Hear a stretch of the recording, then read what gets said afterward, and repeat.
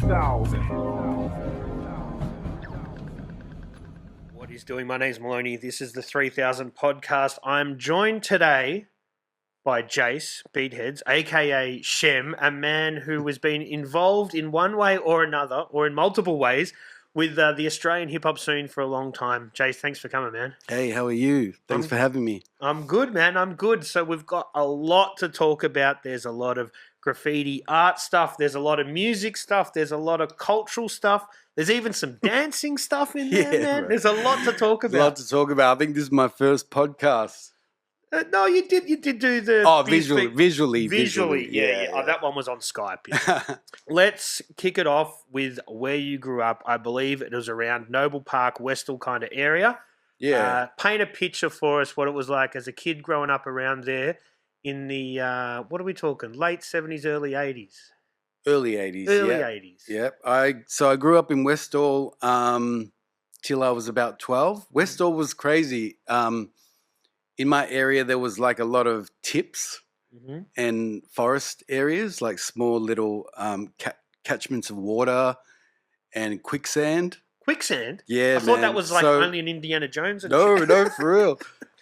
So I lived near this parkland called the Grange. Is that where the UFO sighting was? Yes. Yeah. And there's actually a UFO playground now that they've built in remembrance of that.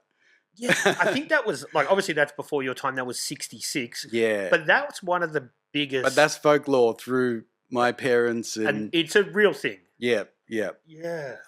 There's news reports. If you Google Westall UFO sightings, you can probably see some interviews with teachers and students and stuff. Yeah, because I think even the students now are sort of in their 60s. Yeah. So Westall was pretty much, a lot of immigrant families were moving to that area. And where the Grange was, if you cut a hole through the fence or entered the holes in the fence, you would come into like lots of waterways and quicksand and stuff. And me as a 9-year-old would go with my friends into these areas, risky behavior at the time, but it was so fun. And we would play dare to see who would sink.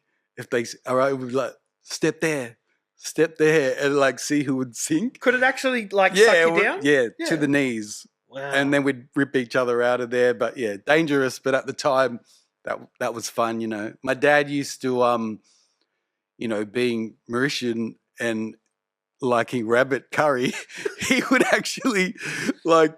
I don't know how, man. Sometimes I'd come home and there'd be hares hanging on the trees in the backyard and shit for rabbit stew. So, yeah, it was crazy times. Plenty of foxes and wildlife around there. So, yeah, I had a mad time around that. Is it more developed now, or is it still sort of eddies a lot more? I think there's like, it's all fenced off, the forest area. Yep. And there's like a soccer field and a tennis court right there.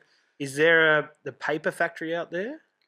No, that's all gone. That's gone. Because when Pac was in, he said he had a spot there. Yeah, that was a famous wall. Yeah. Yeah, that was on the line where the train yard is now. There was a beautiful two walls that faced the line. And that was known for like classic dandy graffiti. Yep. I think back then, there was a Dimension Zero, which were the first guys to hit it. And then Pac and Ash, rest in peace, with Esky did it a couple of times, and Ink. I hit it a couple of times. And then Zombie, I think he was the last one to hit it. Rumble, maybe, all FMC dudes. Yeah, it was a good wall. Good wall. Sorry, we're jumping ahead. Yeah. But when you said West, that just triggered me because he did mention that paper factory. Yeah, classic spot. So is that your introduction to hip hop, seeing those walls, or is somebody schooling you on for sure. I used to ride works? around on my BMX, and I think one day I came across the Dimension Zero production. I say production because it was like a piece with characters and background and all that. What kind are we of stuff. talking now? What year is this? That would have been maybe 86. Yep.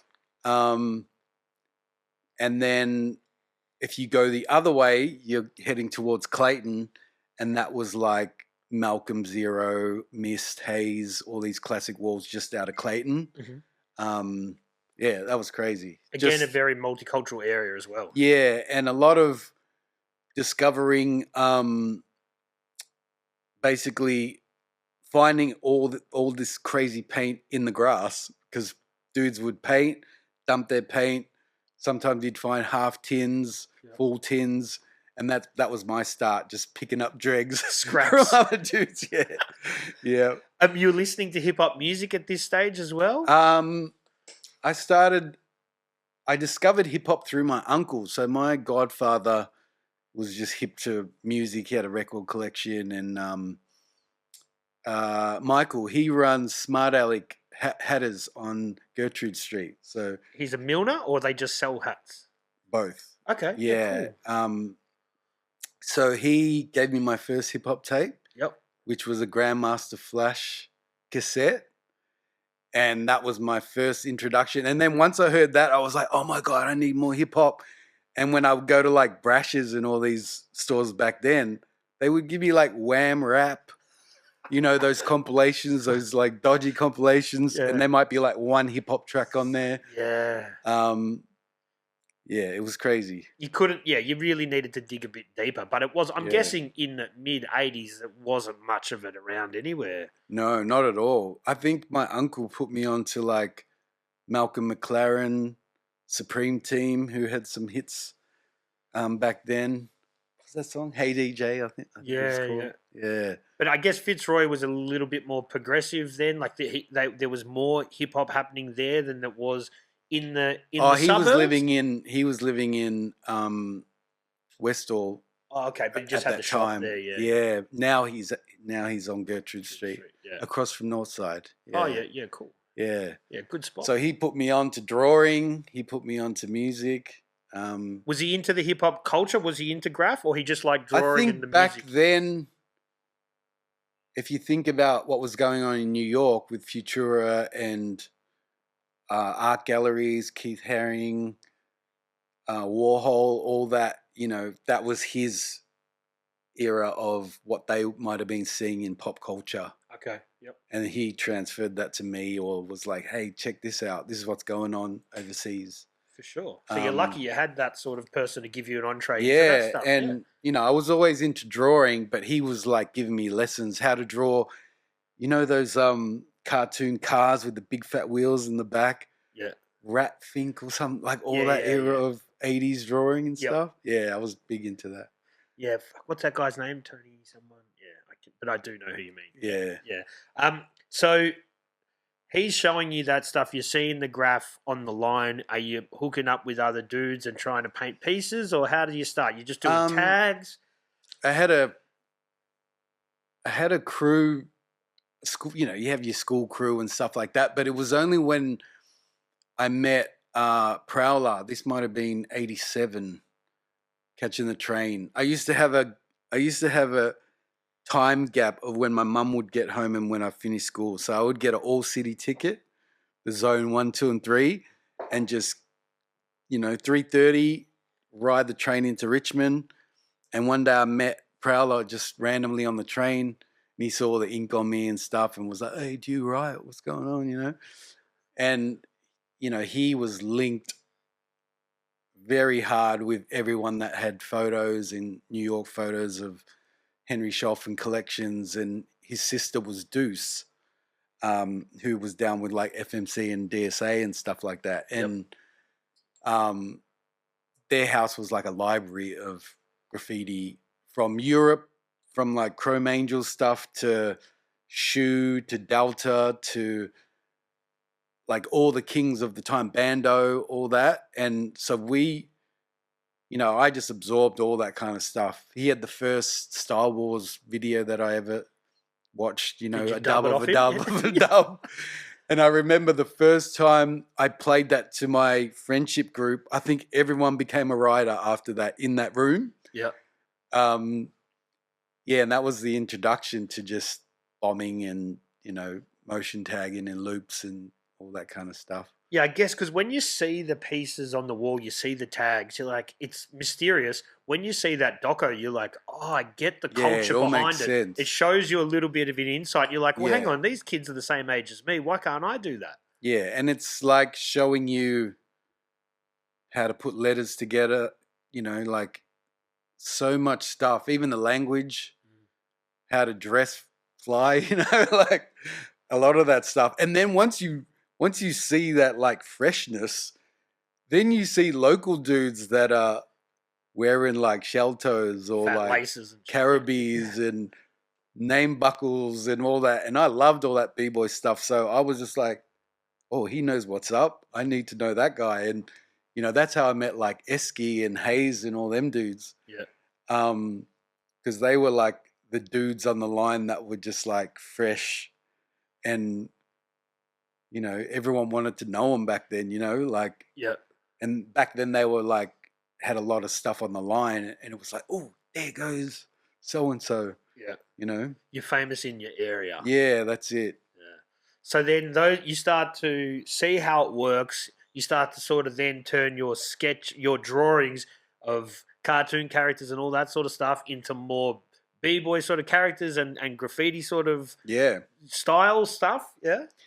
Yeah, I think so I moved out of Westall, it would have been maybe 88 when I was 12.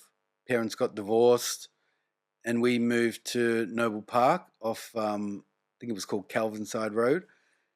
And I lived there till mid-20s or something. And that's when I fully immersed in like Noble Park, 3174, FMC and all that. My sister was dating Esky. And so he kind of took me under his wing and showed me a lot of stuff, would let me know when they were painting the big walls because, he was AKA FMC. So he was doing a lot of walls in the city. So I got to learn about the museum legals, King Street legals, so many classic graff jams that sort of defined the 80s era and who was kings and who was, doing some cool stuff. Yeah. And that's where you would meet people like in the city square and things like that, there was a show on ABC, can't remember the name of it, but, Murder, Paris Peril used to be on that show and they would have the breaking jams in the city square. So I would go to those as a little kid. Yeah. Trying to meet people and sort of learn the culture through just being around. Yeah. And that's still like 89, kind of 80. 88 still, yeah. 88, yeah. 89, I was deep into like bombing and, doing a lot of heavier stuff. Because like, let's not beat around the bush. That part of like Noble Park, that part of it, especially in the 80s, would have been a pretty hectic place to be, man. Like, it was pretty rough. You kind of had to hold your own, didn't you?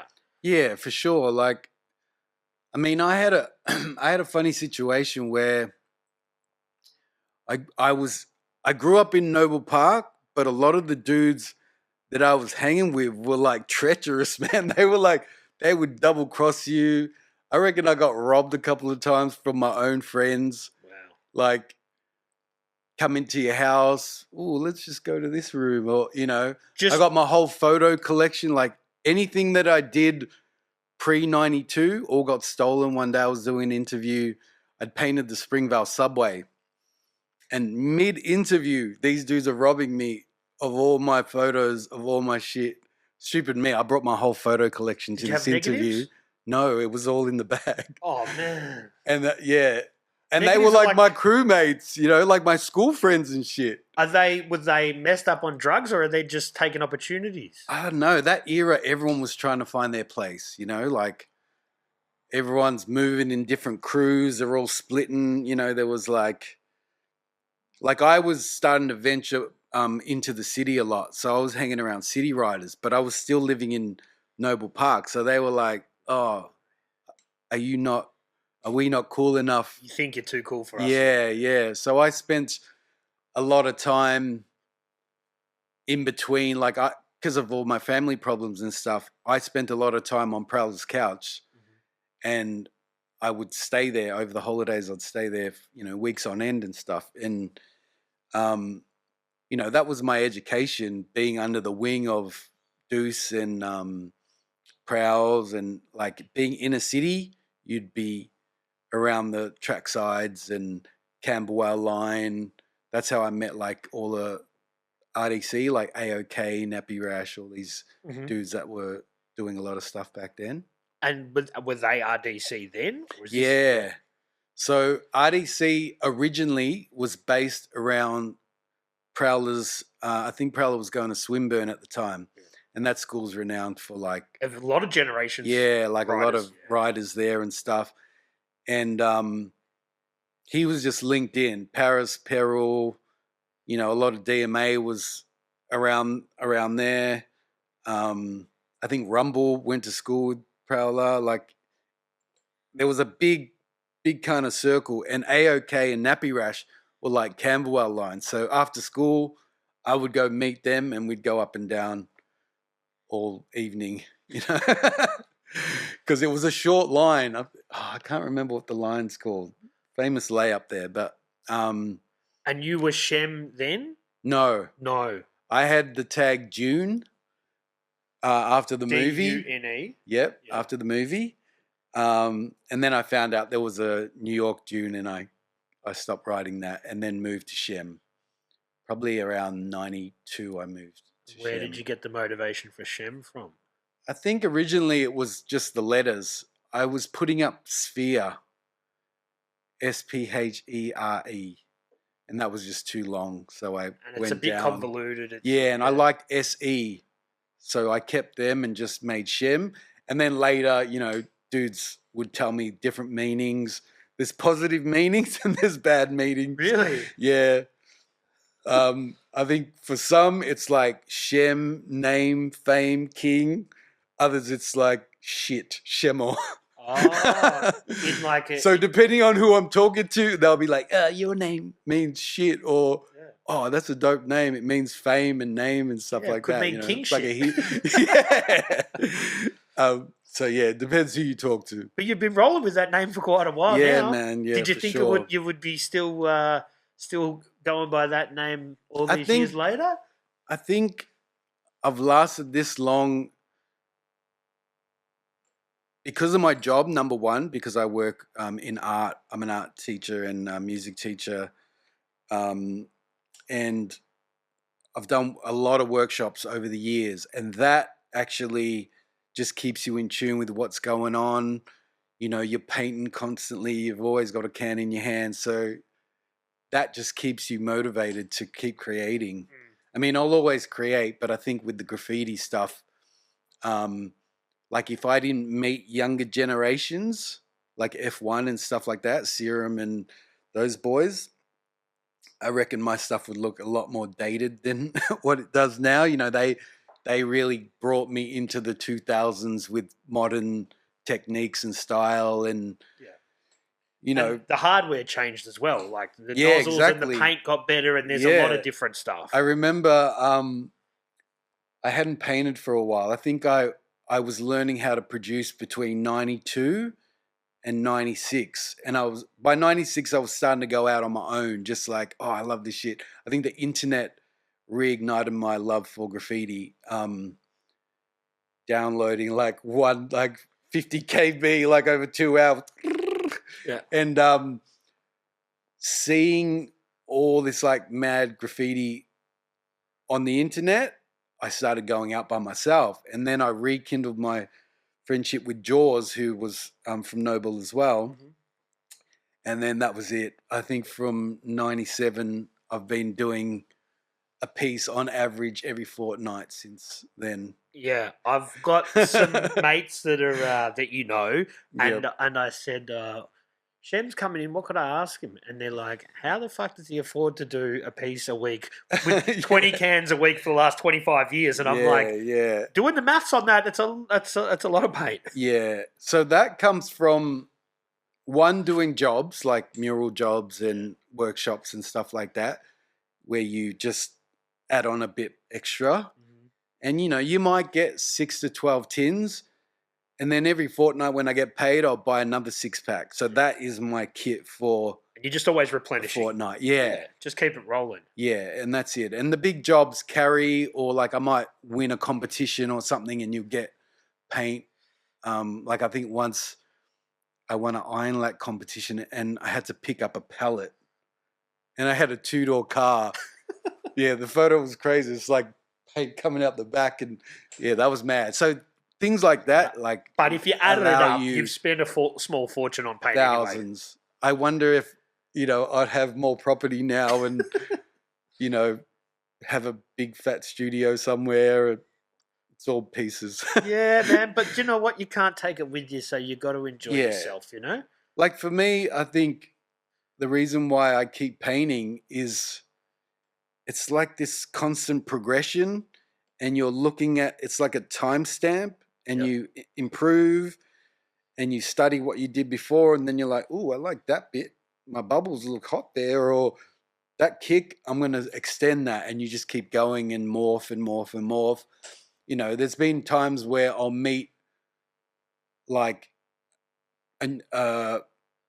you know, like a new writer, a young writer. Like when I met Duz, he had some techniques that I never seen before, like painting to the void.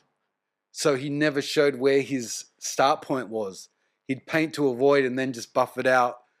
And it was like this, like a sticker, cutbacks. Like these were all things that I learned later on, painting with like Serum and Hooker and a couple of these other guys that I was like, what is that?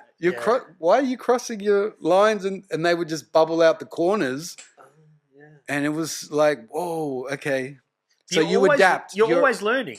Yeah, I look at it like you're picking up armor from like a game, you know, you're picking up armor from everyone. Mm-hmm. Like if you look at the most established writers, they're usually well-traveled. Mm-hmm. You know, like all my favorite writers, they've got stamps all over their passport because they're picking up experiences and lessons from everyone they're painting with, and it becomes part of them, you know? For sure. I love that. Like traveling, if you want to get good at graffiti, that's the best thing to do, I think. For sure. Yeah. And predominantly Europe seems to be a good place to go. Yeah.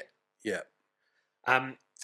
It's like I don't paint myself, but I watch it and I know a lot of people that do. And I think one thing that people think, they just look at the finished product. You've been painting for 30 years. They go, oh, you're so good, man. But that's 30 years of practicing. Like, I don't think there's obviously people that are amazing artists, but everyone has to start somewhere. And that's just stuff learning and practice and persistence. You become fucking good. Yeah. No one does their first piece and it's amazing. Yeah. And you have to kind of, how can I say it? You have to accept criticism. If you're going to like close the door to an opportunity to learn, then that time of getting better is going to be huge. It's going to be 10 years, 20 years. Yep. But if you're like, what do you know, if you see someone that's fresh and you go, hey, what do you think of my piece? And they go, oh, that line's crooked, or that line didn't join up, or you're using the wrong nozzle. Like, just try it. There's nothing. Take it on board. Yeah, take it on board. There's nothing stopping you from trying it and being like, nah, I prefer it the other way, and going back to the way you were doing it. But I feel like when you take on criticisms and as long as it's constructive, you know, like nothing worse than someone, you know, when you're got a line of 20 dudes and someone's going, that's whack, man. What the hell is that? You're going to just shut down, you know? Yeah. But I feel like my biggest lessons have been with dudes that have been burners, and they've been like, hey, man, why are you using in New York for your whole outline? How about this? And they'll give me like this brand new nozzle. Or the other day, Vans gave me a nozzle, some crazy new 3-point like little stick nozzle for an outline. And this thing was like fat cap, a thin cap, depending on how you held it, like with the pressure. Night things? Yeah, it was next level. And you could do pin lines to fat cap fill out of one nozzle, and that's a whole game changer in itself. And then techniques evolve from the way the nozzle reacts, you know? Yeah. Yeah, I love all that, you know. It's constantly evolving and you constantly adapt different things. Yeah. Yeah, like when I went to Roskilde, there was people with like finished printouts of their pieces. They've mocked up on the computer. Yeah, like every color, and they were basically just Paint by numbers. yeah, but the Procreate had the brand number like connected to the color, and they were just like in the big shipping container, just going, that is number picking that and doing exactly what it was.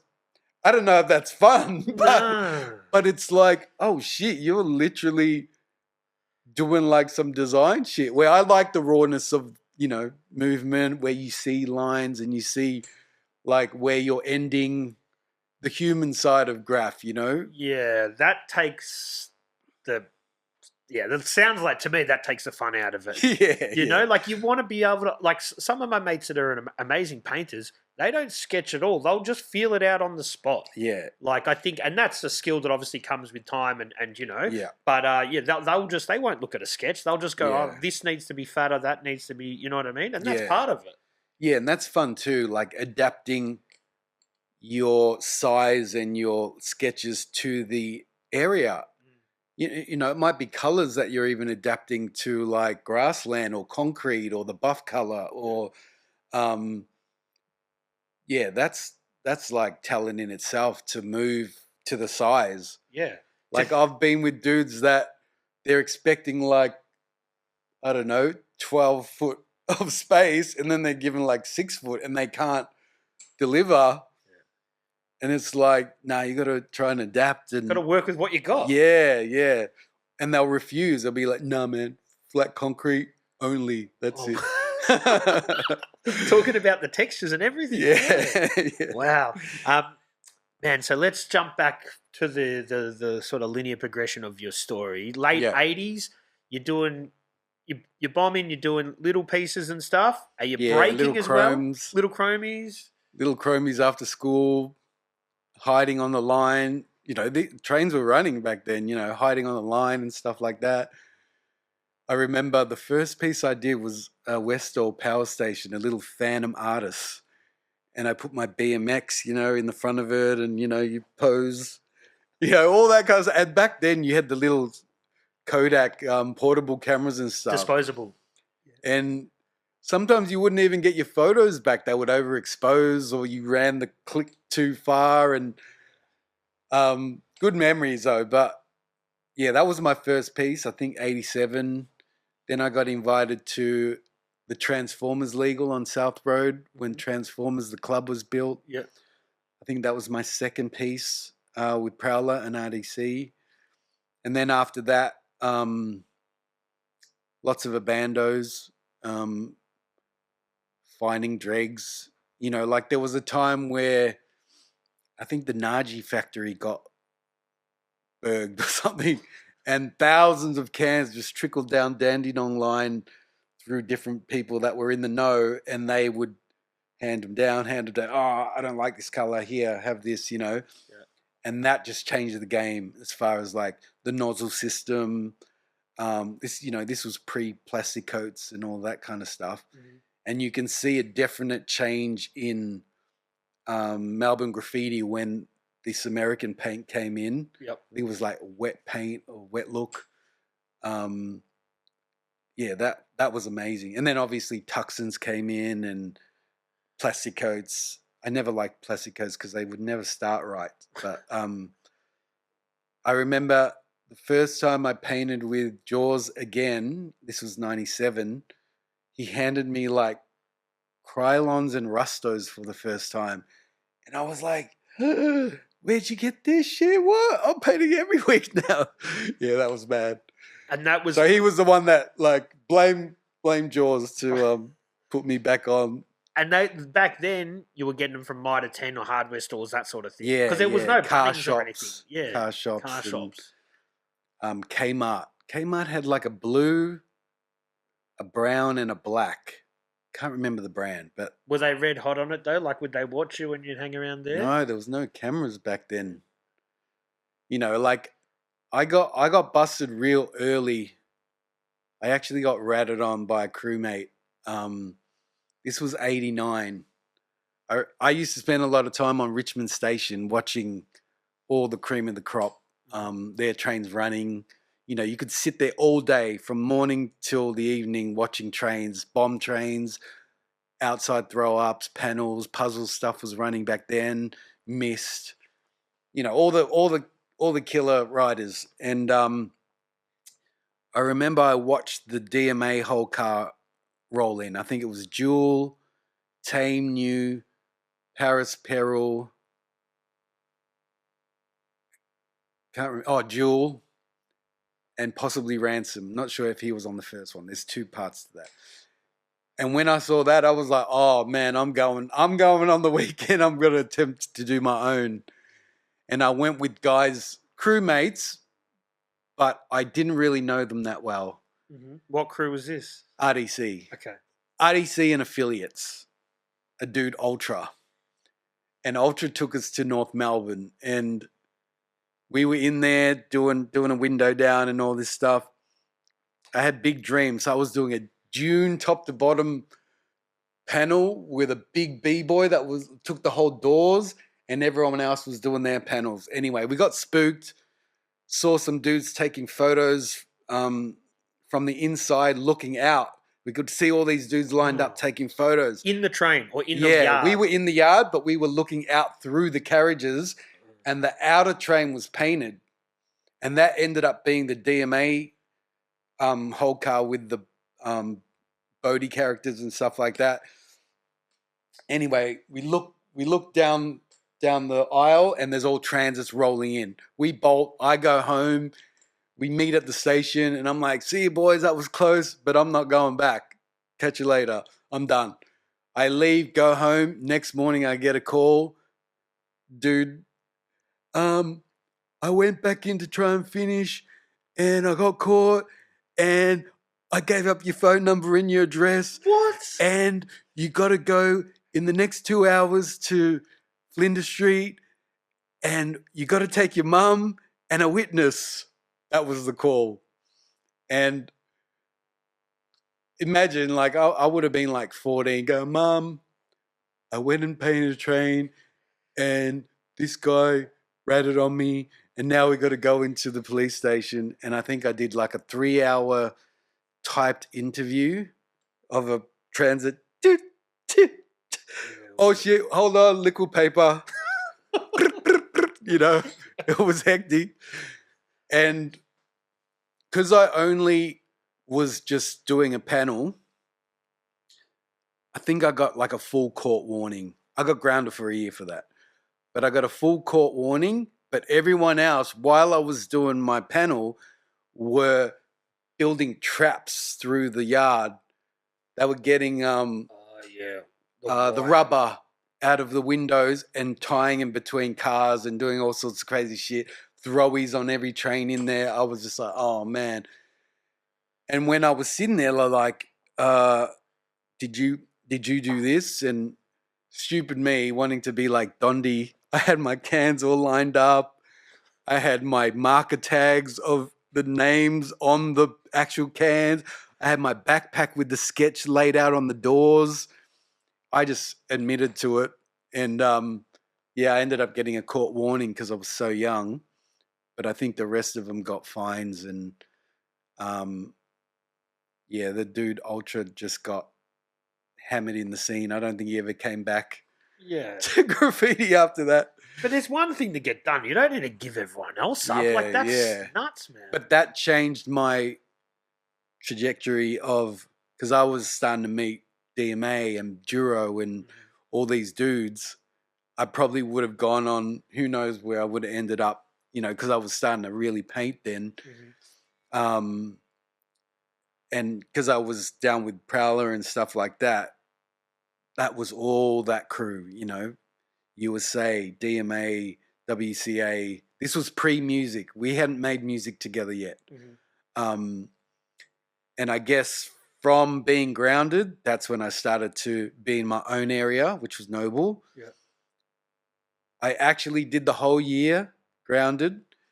But when I would go to the shopping center, that's when I would meet 3174 FMC, the pinball parlor there. And, you know, I wasn't down with everyone, but the dudes that would say hi and be down and stuff like that, that's who I started to like chill with. Milton, all these dudes that, you know, took a shining to me, and I considered them friends, you know. So when you spend your year at home, you're just sketching a lot, I'm guessing. Yeah, for sure. I guess around, would have been like 90, 91, I'm still in school.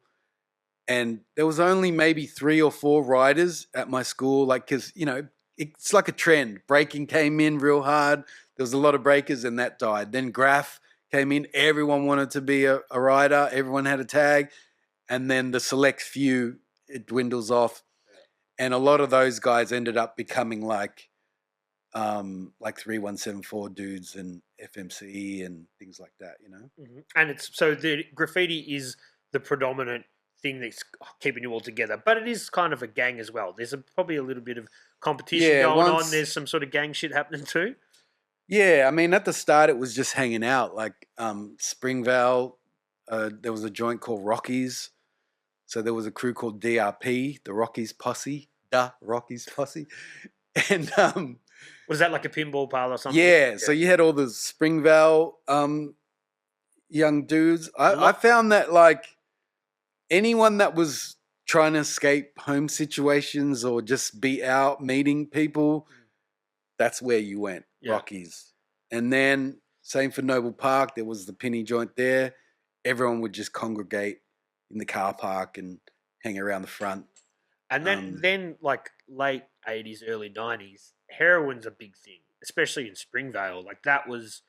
Crazy. I grew up in St Kilda. That was definitely one of the spots. Crazy. St Kilda, Footscray, and Springvale. I feel like in the late 80s, early 90s was like heroin was taken over. Yeah, it was heartbreaking for me. Like I was just getting good at painting, and all my heroes, like all the dudes that I looked up to, was starting to get on it because they had been smokers, and you know, it would go from like smoking weed, doing a bit of speed, putting heroin on bongs in their cones or whatever, snow cones or whatever you call it. And then before you knew it, dudes were either shooting up speed or shooting up heroin because it was everywhere. And it crushed me to see my heroes like slumped when I was like, I'm ready now. Let's go paint. Let's go bomb. Let's go like do panels, whatever. Oh, no, I'm good. I'm going to the Abando. And, you know, and because money was involved and all this stuff, everyone was just turning against each other. At one point, 3174 was massive, like thousands of dudes from Oakley all the way down, you know? It was huge. And then drugs and money and other factors were coming in. And then it was like, damn, like even dudes were trying to rob me. Dudes that I knew were trying to rob me. The heroin was sent people crazy. Yeah. They would rob their own families and stuff. Yeah. Man, crazy story. I was in Springvale with Prowler. This would have been like 97, 98. We pull up Springvale Road. I jump out to go get money out the bank there. And the dude's like, you Jason? And I'm like, yeah, man, I am. And I go to the FPOS and I'm like, these dudes are on my shoulders, man. What are they waiting for? And I'm like, Jason. Oh, fuck, they think I'm Jason. No, I'm Jason, bro. I'm Jason. And I'm like, nah, bro, my name's Jase. And they're like, oh, fuck you then. That was I was like, oh, that was close. Yeah, for sure. I would spend a fair bit of time in the city back then. Yeah. And if you went down Russell Street or something, that's what they would always say. You chasing, man? Yeah. That was does that still happen like that? I don't think it No, does. I don't think so. But back then, you know, the pennies you'd pull up and dude, like 5 dudes would come to your window and then you'd pull out again and stuff like that. But, you know, then when everyone was kind of turning against each other, I was out of there, man. Yeah. Like I remember going, man, there's got to be more to this. I would try to hang with dudes, and I remember just getting my name taken down like everywhere we went. You know, 3174 was on 60 Minutes. It was on the news. If they'd see dudes with bandanas, straight away you'd just get hassled and stuff like that. Mm-hmm. And after a while, I was just like, man, this is fucked. I'm not even doing anything wrong, you know? Guilty by association. Yeah. And after that, I was looking, you know, I was getting to like 17, 18, looking for more. And then I met these dudes that were like the cool guys in the clubs, dancers and stuff like that, street dancers. Mm-hmm. After breaking, stepping came in. And stepping was sort of an extension of just like African-American dancing. Kind of like New Jack Swing. Yeah, stuff. New Jack Swing was coming in massive, right? Yeah. And, you know, once again, you're like, oh, who's the hippest? Man, those dudes have got all the girls, man. I want to be down, you know? Yeah. And I met like a bunch of guys that were just killing it with that and started hanging with them and sort of moved. Because I was always collecting records and really into music. You know, I lived at Central Station buying music. So, you know, New Jack Swing was coming in big, and I just moved towards music and away from all this gang stuff. And I remember, man, dudes used to yell at me because I'd avoid the gangs on the stations. And they'd be like, you fucking lasher. You lasher. Yeah. You lasher. Yeah. So, yeah, man. I copped mad flack. I remember getting capped, like dudes would be like, go back to Frankston, even though I lived in Noble, you know, most of my life. Go back to Frankston, like, because I was never hanging around there, you know. I'd always go see Prowler, and I don't know, I always wanted to move with dudes that had big plans for themselves, you know. Yeah, well, big dreams. But what? Yeah, see, this is the thing, right? These dudes that get on heroin 17, 18, 19, they're not going anywhere, right? Yeah. And you obviously saw the writing on the wall. That's not to use a graffiti, Yeah. but you saw it and you're like, I don't want to be like that. Yeah. And you had grander ideas, which is healthy and normal, man. Yeah. Like my partner, who is the mother of my second child, she was affiliated because of her older brother. She was affiliated with SFK, who was the Chilean faction of 3174. Okay. And I remember her birthday party. There was like a massive gang fight. MC3 versus 3174. And dudes are grabbing poles from the street, you know, like fences. And I remember being a part of that and just chasing random kids just like me, looking and going, I don't even fucking know this guy, man. Why am I wanting to beat him up for? It was weird to me, you know? Yeah. Never met him in my life, and we're like running around trying to like get each other and area shit. code, doesn't? Yeah. Yeah, it was weird. But there was the racial thing was definitely a bigger divide then, because like Yeah, I'm sure the older OG dudes. well, there was Oakley Wogs was a big thing. Yeah. And then you said there's the Chilean ones, there's Asian gangs, I'm guessing, especially in Springvale. Massive. All the like town hall parties, like there was a production company called Midnight who I worked for and performed for a lot. I remember they would do sweeps of the car park and find cricket bats full of machetes and knives and undercut, like hidden ready if something went down. Yeah. They could just like arm up and stuff like that. And it was hard for me, like family friends of mine, a Mauritian dude, I remember he got rocked by dudes that I knew, and he was like out for like 6 months, brain injury. And it's hard because everyone's my mate, but they're all like trying to kill each other, bro. It was fucked, you know? So yeah, I was out. So yeah, I moved to performing and wanting to be an entertainer. And I'm guessing that's the like, instead of hanging around with these dudes doing heroin, you're in clubs, it's better, you know, you're meeting females, you're meeting other people, which is a different thing altogether. It was dope. Like, I think being 17, because I remember getting booked for shows at 17, we would put the mascara. We put the mascara like to make us look older and shit. And we would do shows at billboards. Yep. I'm amazed that Droid's still alive. Props to them.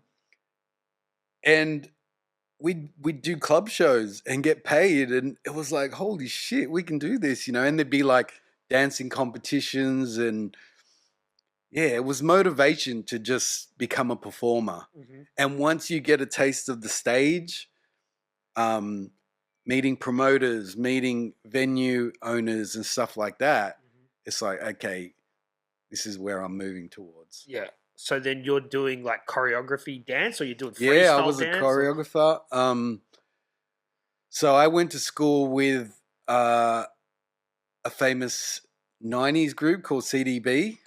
We went to school. Yeah. Oh, Andrew's a De Silva. Yeah. But the Pintos, Gary and Brad, they were in my class. Gary was in my class. And we just always would choreograph together or be in the same town hall or Park Mall we used to perform out of and rehearse there because I had glass, like a gym, Yeah. And anyone that was a good dancer ended up in these production companies. And then we would just do shows, like you'd have maybe 4 groups performing on the one night. And through that, bigger entertainers would want to book us as their backup dancers. I think I even danced for Prowler at a Metro show once, like way back. I think Reason even performed that night. Yeah. And yeah, it was just the way I made money back then as a teen to perform. But going back to the getting booked by other people, Peter Andre saw us or became familiar because CDB had just got signed to Sony. Yeah. And they did the Earth, Wind and Fire cover. Yes. Let's so Groove. I did the B. I co-wrote the B-side to that single. Yeah, cool. And that would have sold a lot, man. Yeah, it was crazy because, we were all getting into production.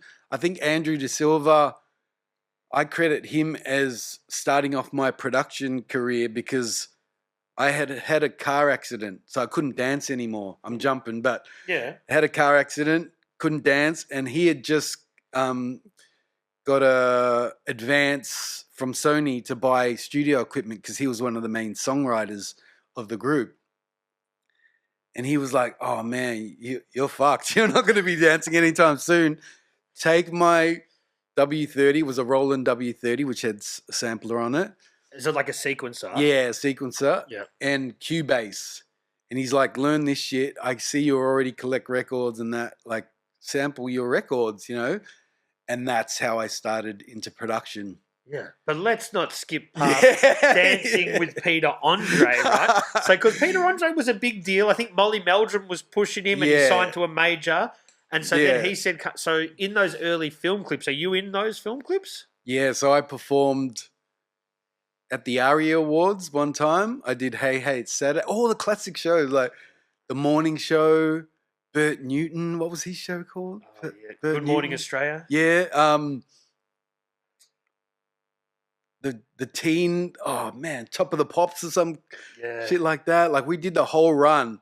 We even supported Madonna on the Masquerade tour and E17 after that. E17 were huge. So I was just like, man, I'm touring. I'm like, I've made it. This shit's crazy, Did you meet Madonna?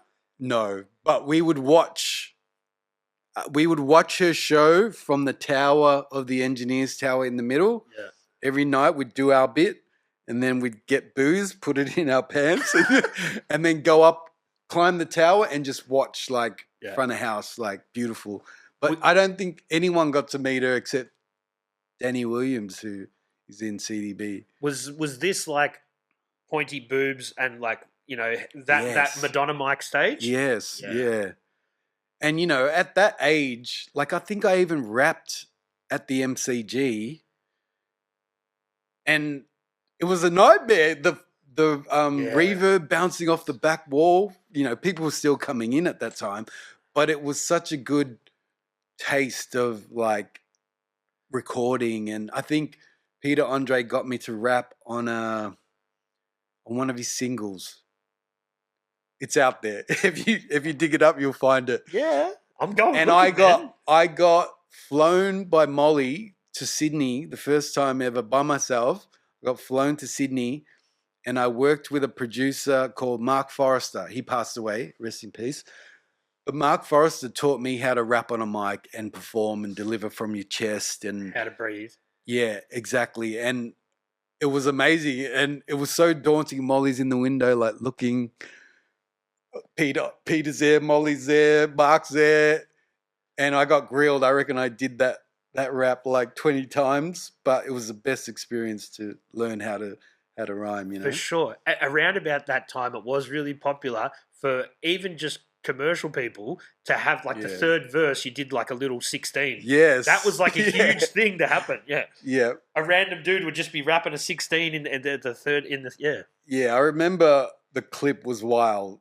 It's out there. I'm going to find it. Like 24 hours of just having to party and act like you're on, you know? Mm-hmm. Yeah. And then Peter Andre ended up coming back, like became popular again, like had a resurgence with young people. I think his music started charting again. I think his relationship with Molly went sour. Right. And then he left for London and really took off. He got on a reality show or something recently, I think. Yeah, he took off and had a note. Like he was actually even releasing some of the songs that he did in Australia over there, but remixed and stuff like that. Yeah. And, you know, I learned a lot then. There was 2 American dancers that were living in Sydney, and they choreographed that routine that we did for him and all the support touring and stuff like that. Mm-hmm. Yeah, good times. Did he put a shirt on the whole tour? Because he was known to always just have his abs out. Oh my God. He actually had a trainer that was with him the whole time, and they would literally just work out day in, day out, before, pre-performance, and after. But yeah. He was the guy that pretended to play the sax. Oh, that was his personal trainer. Right. Yeah. So they need an excuse to have him on set all the time. Did you ever think when you're performing and you're like, oh man, Madonna might see this and maybe she'll go, these guys are good and maybe we'll tour with her and she'll pick us up? I don't know. We were pretty raw back then, you know, like we were just like dudes from Dandelion, like come good. And I remember we had our own photo in one of them teen magazines, and we're like Smash Hits or something. Yes, it was that, right? But we were called Surreal at the time. And that was the first time we were like, oh, we can actually be our own group away from supporting someone else and be our own group. And that's when we started doing Surreal shows as rappers and singers. And everyone that was signed to Midnight at the time became the soul R&B music industry of Melbourne. Mm-hmm. So you had like Kalen was around then, a group called Luna, KPS Jam, CDB, all these like guys that are industry, you know, like I think Gary Pinto does all the Australian Idol and vocal coaching for, I think he even supports Jimmy Barnes and Guy Sebastian still. Right. Just amazing talents, you know, and yeah, everyone became a group that wanted to, you know, look at getting signed and started writing songs. That's when I started writing for CDB and becoming a producer. And the manager of Midnight, he saw that I was having problems at home and was like, man, if you need somewhere to stay, here's a key. Just produce my artists and you can use a studio and make your own shit. Yeah. And I would live there, you know, and that's how I literally lived there. Yeah, on the couch. Wow. They had a toilet.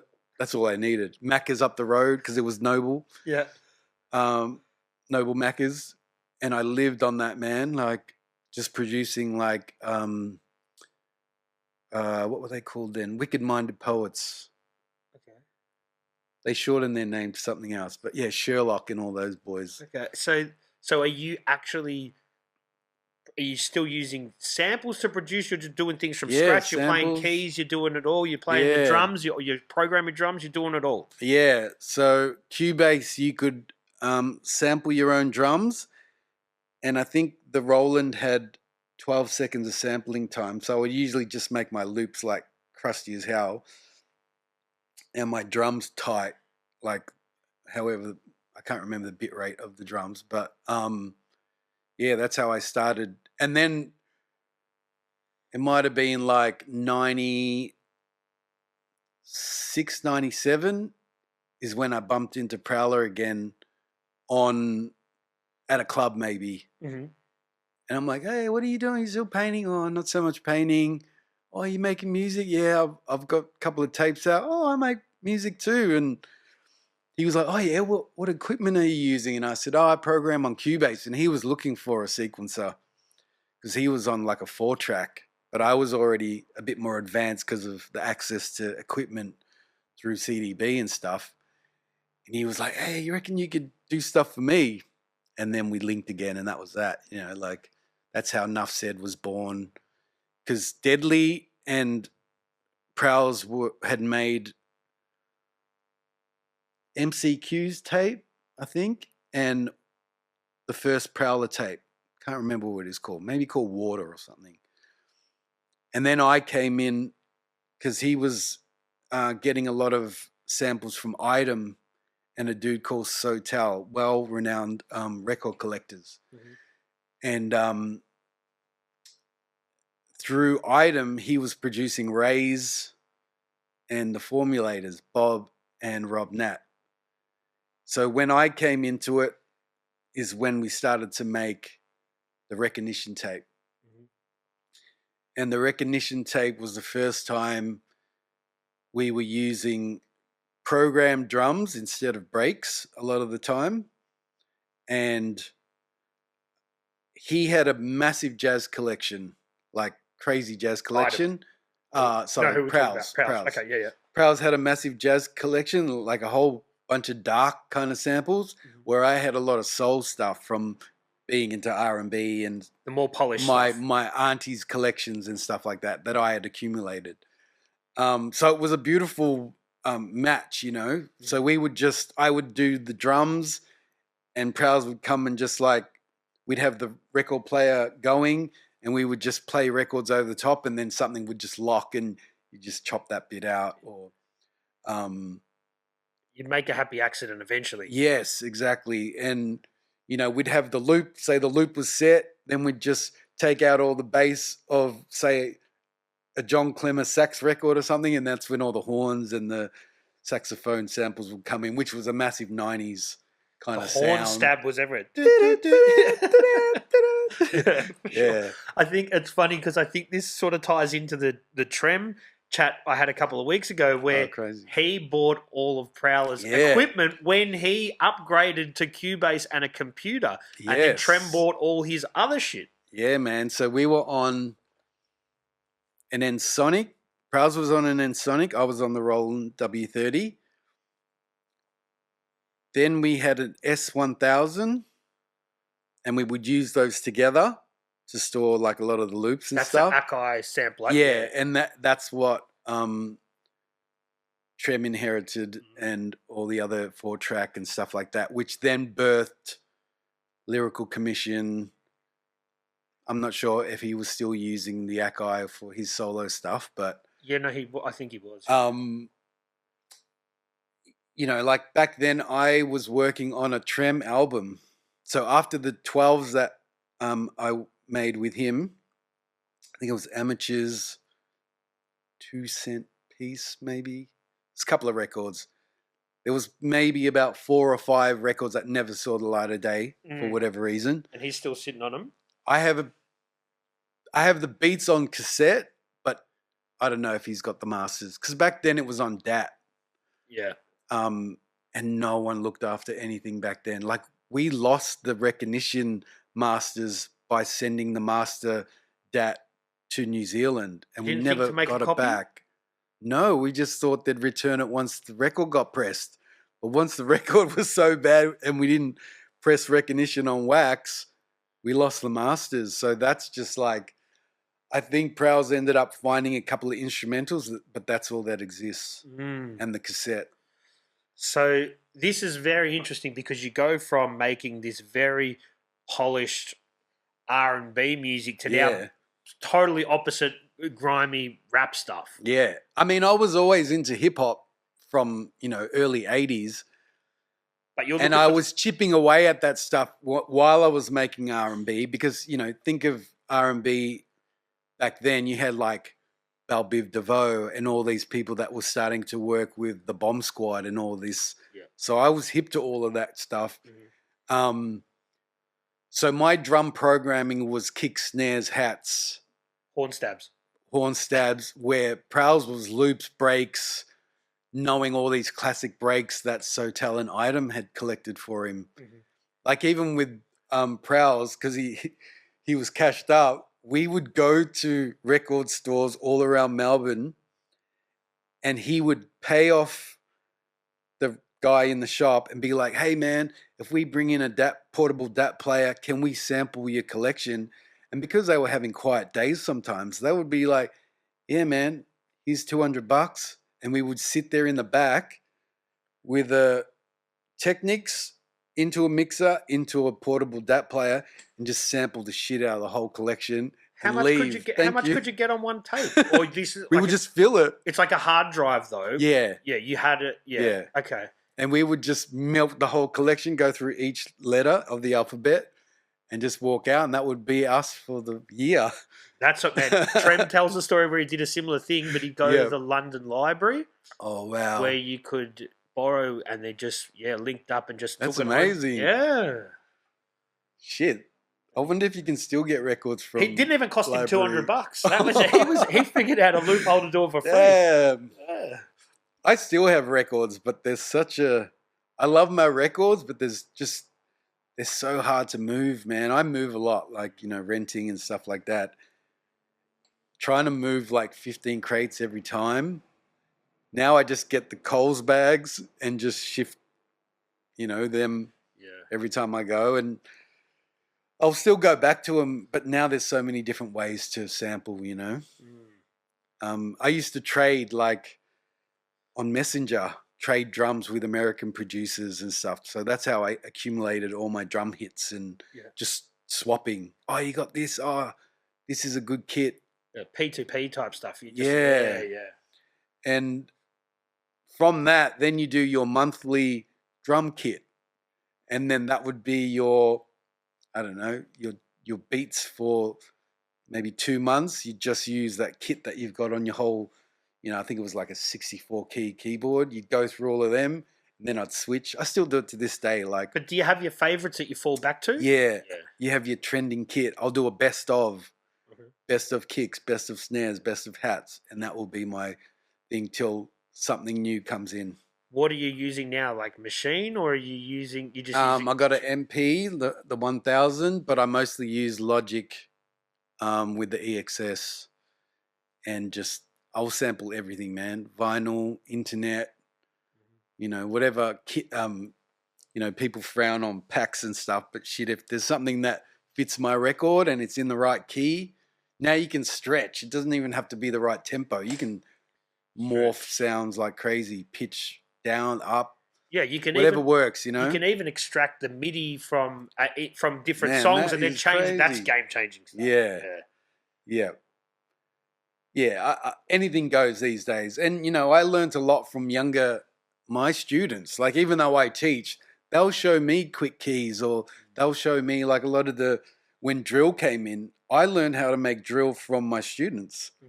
What did they teach you? How did they break it down? Just the slide, not so much drums, because, I've always been a drum guy, but just slide bass and the right 808s to use and things like that, like, you can never, like, I remember once a student came in and he's like, Jase, what you got, man? You got a beat for me? And I'm like, yeah, man, I got like hundreds. This dude went through about 300 of my beats, and it was the first time he was like, nah.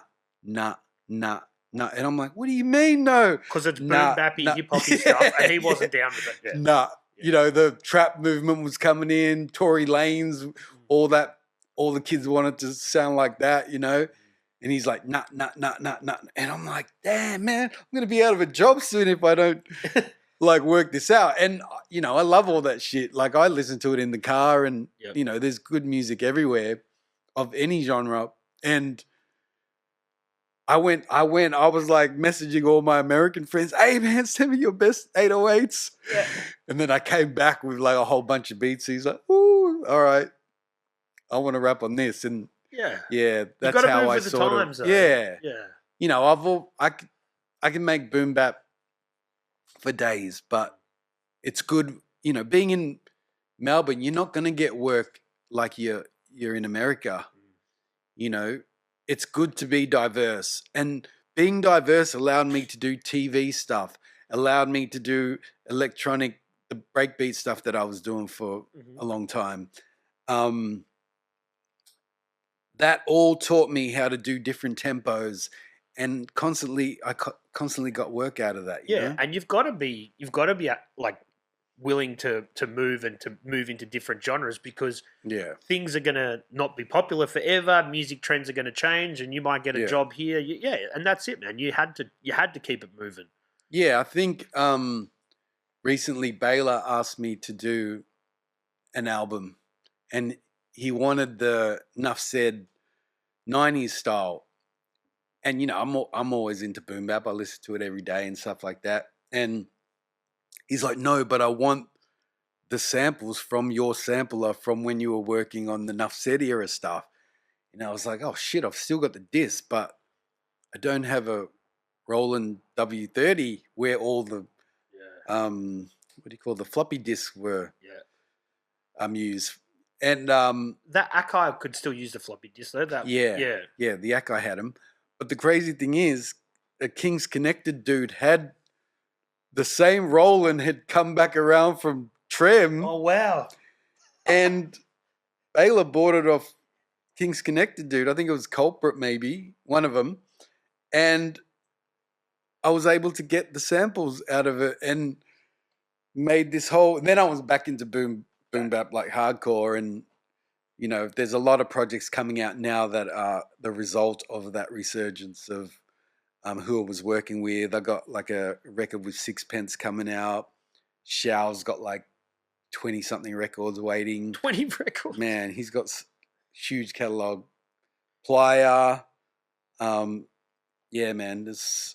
I'm looking forward to the new records coming out. For sure. And that Baylor project, has that come out already? Or No. He chose like about 6 beats, but hopefully we'll get back into it when he's ready. Yep. Yeah. So with different musical styles, you did change it up. You did the breakbeat stuff for a while. Yeah. I've got that new British No way. CD. Yeah, man. That's crazy. So that came about. I would go visit Tony Mance, Jack the Bear, who was my mastering guy. I'm talking to him about coming on here. Oh, wow. That's great. Yep. He's got crazy stories. So I would go do my hip-hop stuff, the Rock the City compilation. He mastered that. Maybe some early Nuff Said compilations. Was that early hip-hop for him? Like, was he doing other hip-hop before RDC? Ooh.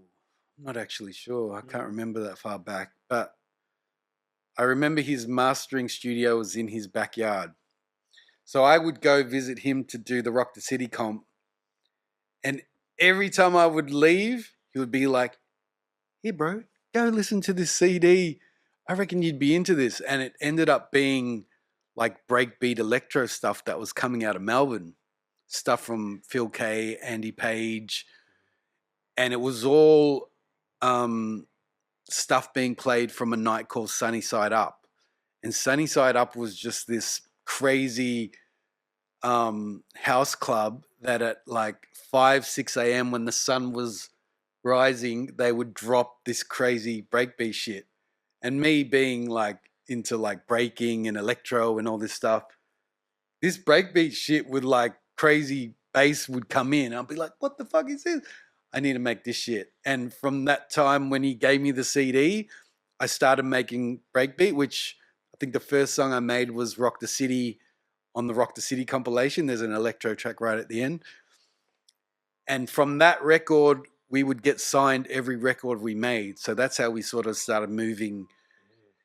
And the money was better. I think back then I was making like, I don't know, $100, $200 for a hip hop track. With the breakbeat stuff, we were making $1,500, $3,000 a remix. And that's got global appeal. The hip hop stuff has a small audience. Yeah. Not even much of an audience out of Melbourne, like a small Especially audience. at that time too. Yeah. The scene was still growing. And I remember we first got signed to Zero Tolerance, which was working from Commercial Road. Mm-hmm. And then a famous DJ, Adam Freeland, and Tayo, Adam Freeland ran Marine Parade, and Tayo ran Mob Records, and we got signed to them. So all of a sudden we're being signed to an overseas label, and we just dedicated all our time touring to that. And we made an album for the UK branch, and then naturally Australia were like, oh, these guys are signed to an overseas label, and Vicious Vinyl ended up taking our album for Australia, which was Andy Van and John Course. And that's how I got the album. Yeah, and the crazy thing is, I'm sitting there about to get signed to Vicious, and there was a bunch of CDs on the side, and I'm flicking through the CDs. Ultra, the dude that fucking ratted me out, he's on the cover of a fucking CD, signed to Vicious as a DJ. I was what was his DJ name? You're kidding. DJ Hess or something? Oh, wow. That's full on, man. Yeah. Yeah, that blew my mind. But funny. 99 to 2005, I reckon I was just touring the world constantly. Asia, Australia, a lot of times, UK, America. Yeah.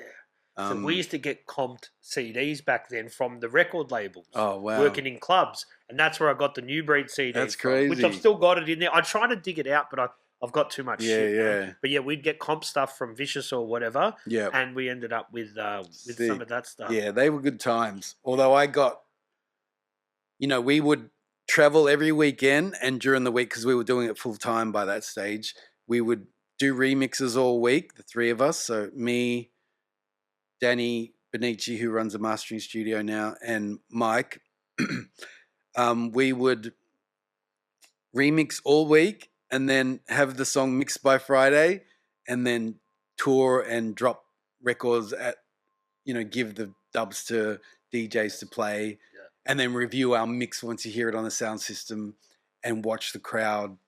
Oh, that bit went for too long, or they're bored right here. Let's take that whole bit out, and that's how we would mix our records. For sure. Yeah, it was great fun. Yeah. But then I got really tired of traveling. I was getting into my, mid-30s or something then, and starting to want to have kids and shit, and I was like, and the partying just fucks you so hard. Yeah, by that stage I was like, I just want to be in the studio. You start to be like, I could just be here making money. I don't even have to go to Tullamarine every weekend now. Let's just be home, Yeah. So that's when I started moving into doing commercials and TV music. So composing original stuff for them? Yeah. So after we did the New Breed album, I think there was a second version with a Phil K mix CD on it. Phil K passed away a couple of years ago. Yeah, sadly. He was one of my mentors. He's a huge part of that Melbourne music scene. Oh, amazing! Him and Andy Van taught me how to program, really engineer and program on Logic. And there was such a really good group of producers that if anyone learned a piece of equipment, whether it was a new mixer, because Phil was down with Pioneer, they would have a barbecue and teach everyone. So anyone that was there would then take that knowledge and go DJ themselves, or, produce records together. And there'd be pairs, then there'd be 4 on a record. Then you know, it was amazing. Yeah, it I was think really good learning he was curve. the guy who knew about every piece of kit that came out because he was working at Store DJ, I think, Yes. towards the end. Yeah. And he knew about everything. Oh, he was a legend. And, you know, I remember meeting so many international DJs that were getting lessons from him at his house, or he would go there and, you know, back when it was like early days of using like 4 CDJs and video screens and cutting up images and stuff like that, he was on it. And he was one of the only dudes that I would see have one CDJ with drums, the next with chords, the other with a cappella, and then another one with, I don't know, noises. Yeah, and he would make it happen. Yeah. And then do all effects over the top of that. It was like amazing to watch. Yeah. Really entertaining. Yeah. Good guy. Yeah. So then you move away from making the dance-ish music, and you go to more commercial stuff, and then you haven't even thought about teaching at this stage yet, have you? No, not at all. So when I started moving to the TV stuff, I think Bias called me one day. And he's like, oh, ABC are looking for breakbeat music. And me coming from Newbreed, I'm like, oh, yeah, prog breaks. Yeah, I can do that shit. And he's like, yeah, just put like a pack together and send it to this company called Princess Pictures. Didn't know them from Barra Soap. And I get all these like prog breaks together, send them, and they email back saying, oh, sorry, we're looking for breakdance music, not prog breaks, breaking music, b-boy what music. What year is this sort of, just so we know what's going on? I reckon this would have been early 2000s. Okay. Yep. So just after 2002, 2003, maybe. Yep. Turns out it's Chris Lilly's company, Princess Pictures, and they were looking for breaking music for Jonah. And I ended up getting, I think, 9 placements on that show. Yeah. And, you know, back then it was big. And I didn't know Chris Lilly. The show wasn't out yet. And I think he was just starting to get famous for Summer Heights High. Yeah. Oh, he did We Can Be Heroes. And yes. Then I think he did Summer Heights High after. So Summer Heights High was when he was starting to make money and they took over the church on High Street. Princess Pictures was, I don't know if you know the corner of Chapel and High. Mm-hmm. They had the whole building. Yeah. It was killing it back then. Anyway, so I end up doing these breakdancing songs, and it was right up my alley, coming from breakbeat and electro and, you know, being into like breaking and hip hop culture all my life. All of a sudden I'm making like breakbeat music for breakers. Yeah. And I was like, oh man, this is the best job. Because they just wanted original shit, yeah. Yeah. And, you know, I'm chopping up drums and speeding them up and bass lines, and it was such a great job. And to see him dancing, you know, getting kind of cancelled for the later stuff. But it was a good time when he was really doing some good stuff and funny stuff, you know? Yeah. I think, you know, Joel Chalmer, he was a part of Wicked Force. Yeah. He taught him how to break for those. No way. Yeah. Holy shit. Small world. Small world. Joel's, I think he's living in Bali at the moment, but next time he's back, I definitely want to get him on the show. But yeah, man. So you got to just make all the tracks. They're just like, we just want breaking music. Yeah. So I got nine tracks on Jonah, and then I think I maybe did 1 or 2 for Jame. Mm-hmm. And then it got weird after that with like S Mouse and I was done.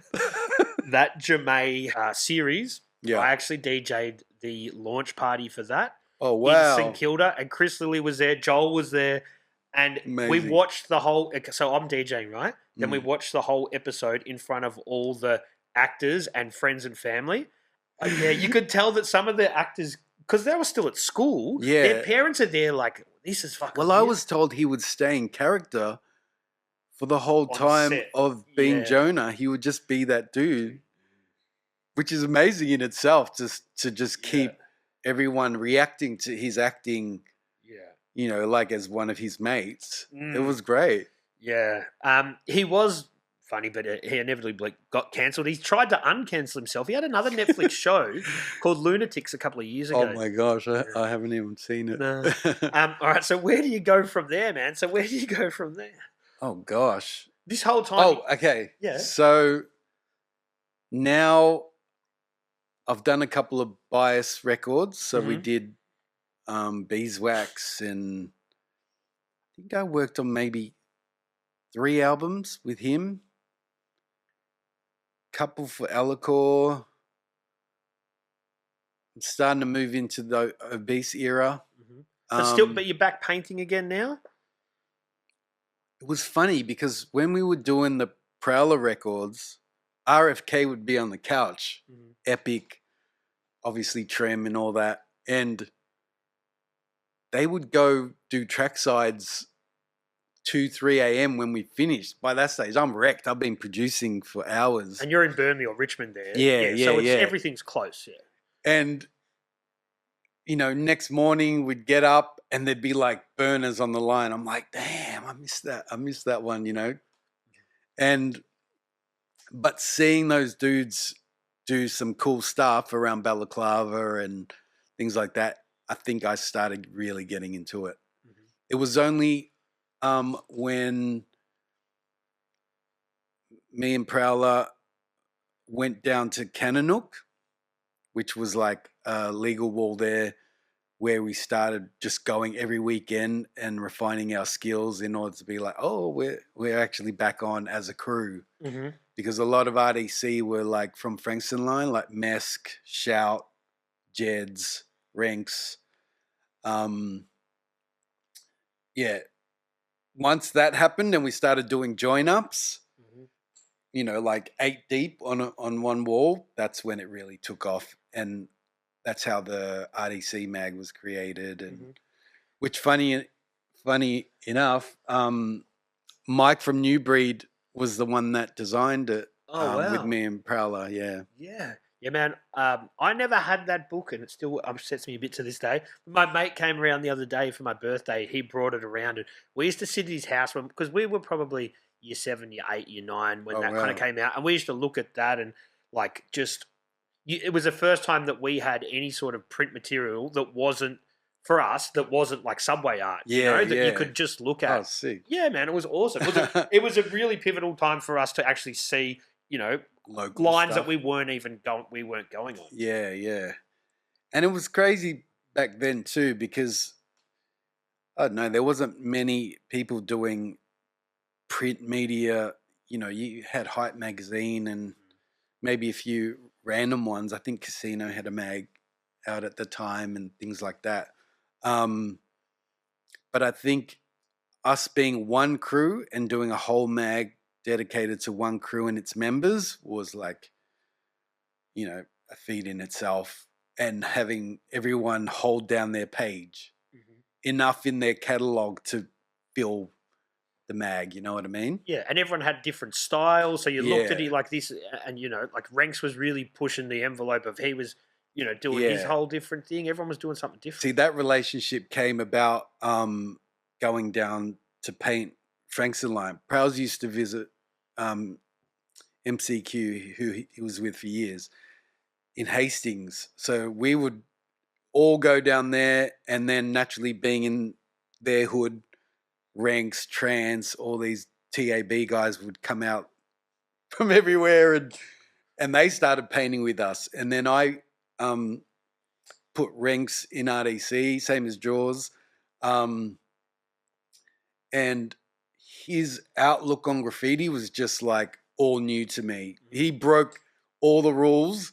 And at first I remember we used to like argue, and I'd be like, hey bro, is your can like broken or something? Why didn't you fill that whole letter? And he'd be like, that's how I want it. I'm like, but what about the band? You haven't gone all around. No, that's how I want it. I'm like, oh, well, shit.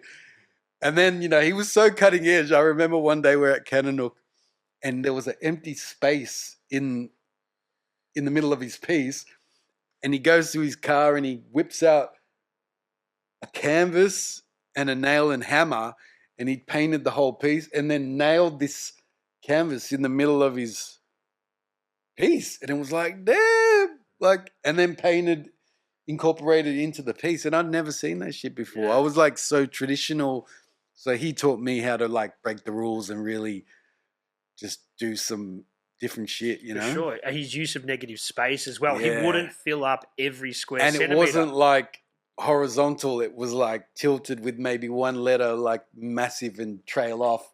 Yeah, used to remind me of like a gun, like a yeah. Yeah, and you know, like he really got me back out because he had that youthful energy, you know, like I think only when I moved to Noble Park with Prowls that I really started getting active from 98 onwards. Mm-hmm.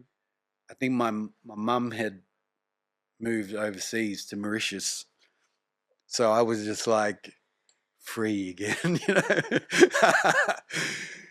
And yeah, we just ran amok. So that was good times. Yeah. So then you do the music stuff takes most of the focus, but you always got the graffiti stuff that's ticking away. But you're not painting and being as active as you were. But you knew it was something you were always going to come back to. Yeah, and I guess, you know, around that time I started doing like graff workshops and things like that. Just even starting to work with kids, it was a great exchange. I don't know. I felt like being around the younger generation, because, you know, there's like, I'm like 51 now, so 51 next week. You just see generations come and go, but you definitely, there might be one every 10 years that they have like an old soul and they know the history of Melbourne graffiti and they respect older dudes that came before them, and you see something in them, you want to expand on that and share. You know, that's how me wanting to work with kids came about, because I was like, shit, my mentors showed me and steered me into this positive direction, because I could have ended up like, you know, dudes that were friends of mine that have passed away and that I used to roll with, and they just took bad roads and it's destroyed them, where I feel like my trajectory with like Prowls, Esky, who was another mentor of mine, they just really looked out for me back then and showed me how to do shit and make money, and it was really inspiring. So I wanted to pass that on. Yep. So I think that carried, not having, you know, my dad around at the time, it carried into like, oh, I could be sort of like a big brother figure to these guys. And definitely, I see that you're going down the wrong road, man. Like, come this way, over here. Do you think doing the RDC mag helped you get those workshops when you've got something to show people, like this is something, or would you not use that as a point of reference? No, I think there was like too many like whole cars and panels in there and stuff like that. But I definitely feel like, you know, we were working towards doing nice productions just to put in the mag at that time, because, you know, you want the diversity of, you want to show that you're an all-rounder, from the bombing to trains to everything, that if you're going to call yourself a writer, you need to be doing a lot of things, right? Yeah. And I think that was when, oh, we got characters, we got this. And then I could go to schools. I think one of my early jobs was doing Arts Week. Donnie was working, Alacor was working at Oakwood. It was called CPCS back then, which I still work at now. And they would have Arts Week, and we would do a giant mural on a building, and we would go into the community, and if they had like really bombed out areas, we would clean it up and paint a wall. And, you know, that showed the kids how to talk to the community, see a face behind owners. They could go get illegal with the same person, you know. Some of these people would come out from neighboring shops and be like, hey, I got a wall, come do this one. And, you know, we ended up making like a team. And Playa was one of those kids that we would go paint in the community every week. I think it was like a Friday, we would do murals all around Melbourne. Yep. Yeah. And then you start to, when you see the youth showing interest, it keeps your interest youthful as well. Yeah. And having a can in your hand, like, it's like training, you know, like you're constantly painting. So by the time you get to your free weekend, you have a sketch ready and you're, you know, ready to go. I mean, a lot of my pieces, for most of my career, were based around my time of when I needed to be back for my kids.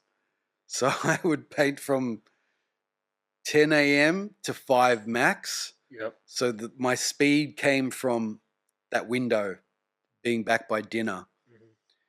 And I look at it now, like dudes are spending 3-4 days on a piece. And you didn't have that luxury. Well, I didn't back then. No. So I just learned how to paint really fast and be back by night, you know? Yeah. And you just refine your skills, you know, back caps, this, that, one line hits of a final, you know. Yeah, and then seeing these younger guys come into their own, like Playa can paint well now, and another student was another writer, Grow. Like, these are all kids that, you know, while they were at school, they learned how to rap, they learned how to paint. If they were with me in my classes, everyone became a writer. It was like inevitable if you were into it. Yeah. Naturally, there was kids just wanting to do like other art, you know, like ceramics. There was another teacher who was amazing with ceramic, award-winning is it a ceramicist. Sounds right. Yeah, you know, there's students that are now doing their own stuff, beautiful stuff, you know. Sure. And so when Playa came in here, he told us that he used to go into Obese, buy a lot of paint when he was young, and that's how he first sort of met you. So he wasn't a refined writer then. He was just giving it a crack.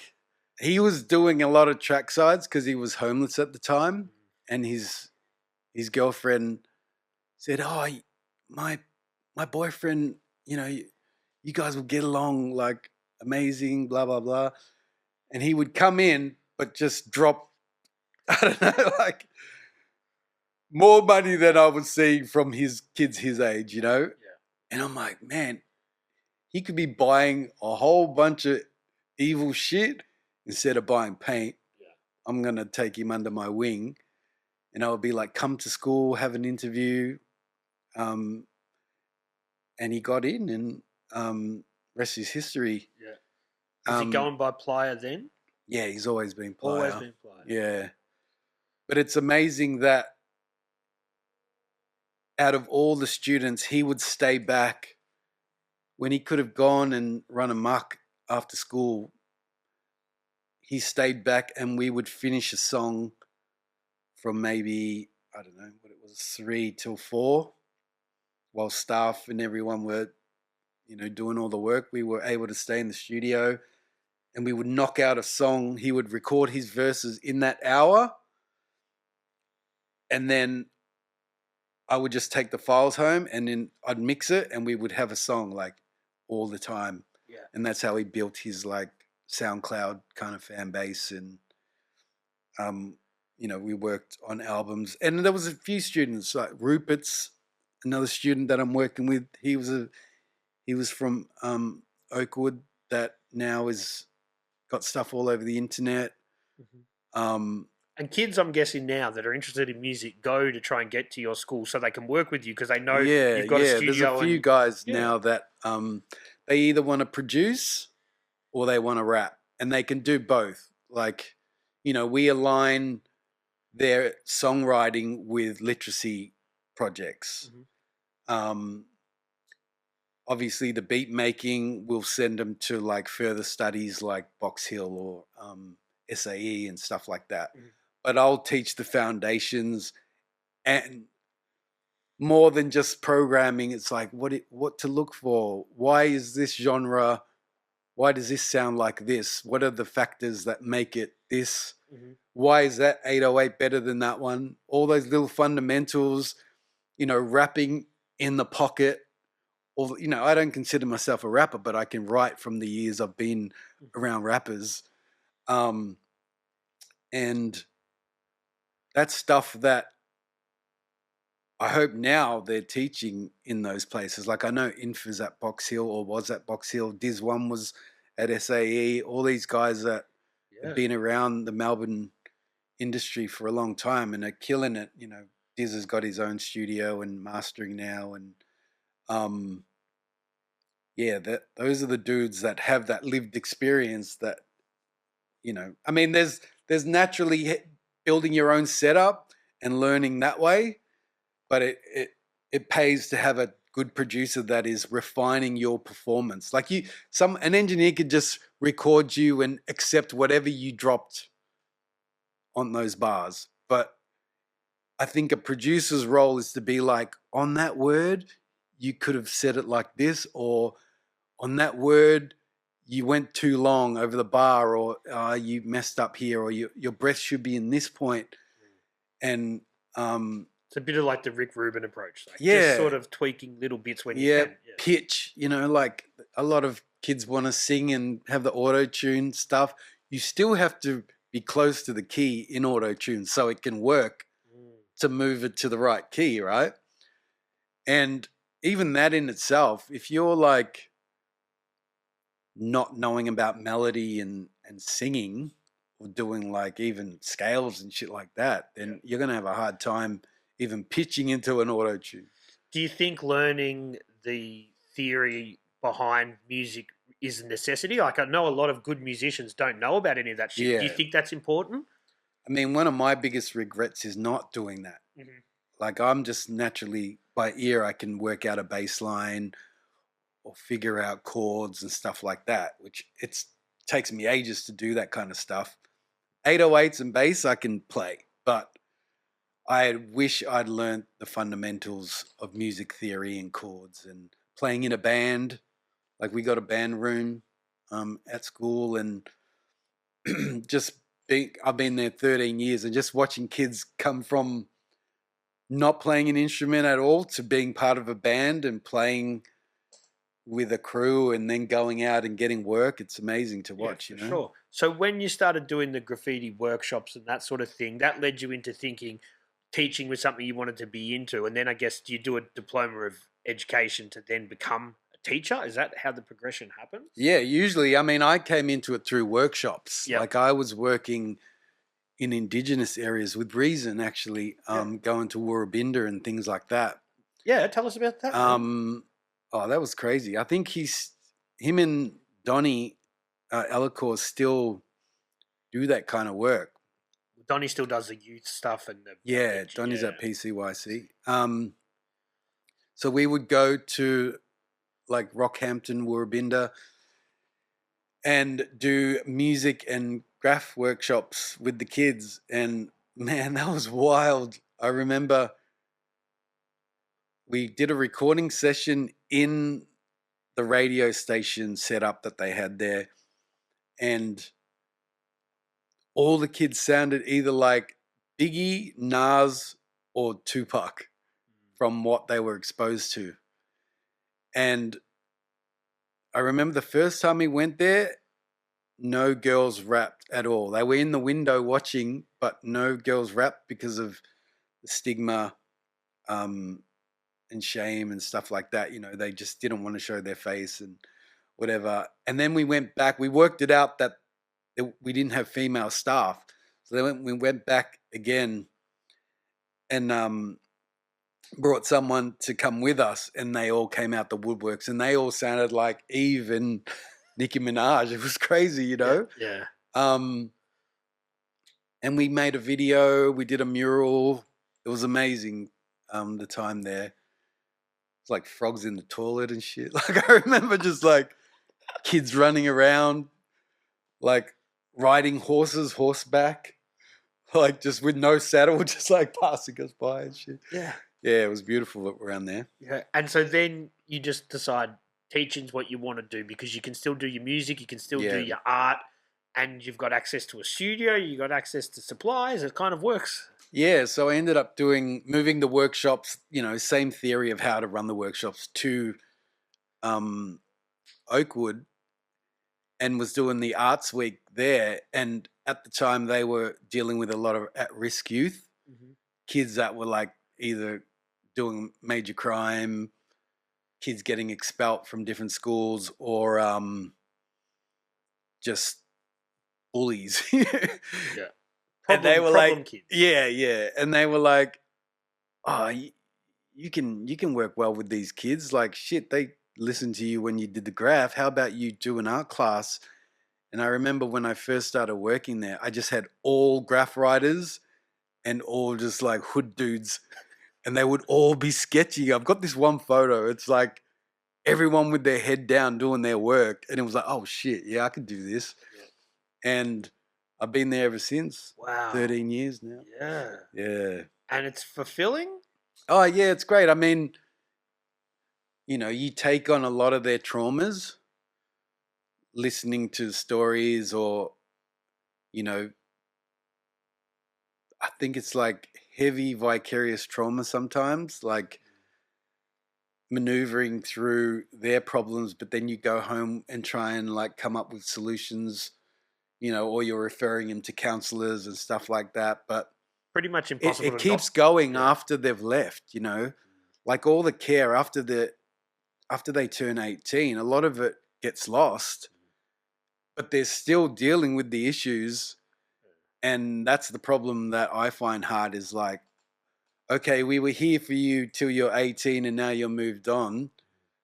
But they're like, what do I do now? You know, we had year 13 for a while that would teach kids how to look after themselves and write resumes and stuff like that. They do it now, which is really good, like with careers, career plans and stuff like that. But I found that it's not over. So I have this like legion of dudes trying to be like, Jase, help me. There's only so much. Can I do this? Can I do that? Please do this for me, this, that. You know, can you produce me? I got no money, but can you produce me? Yeah. So that's what I find hard. Like, where does it end? You know, because you establish relationships with these guys. And you're not going to abandon them either, because you know that you've been with them 4 or 5 years. You're not going to abandon them. Well, I'm not. You know, I find it really hard. So yeah, I just try and point them in the right direction to services. PCYC is amazing. They got like boxing and outreach programs and counseling, and it's Headspace is another good one for kids.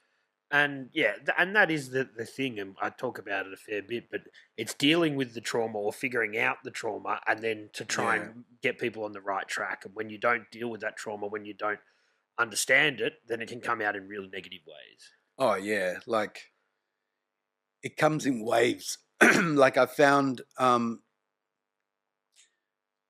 crimes are like trends. There was like a home invasion trend, then there was a car stealing trend.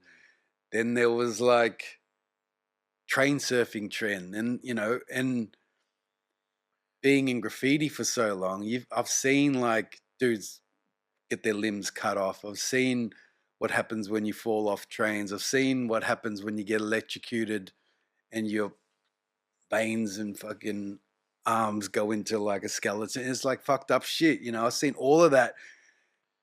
So when I talk to these kids, I just hope what I've seen, you know, I don't want to be preaching shit, but it's like, dude, I know a guy that did exactly what you did, man.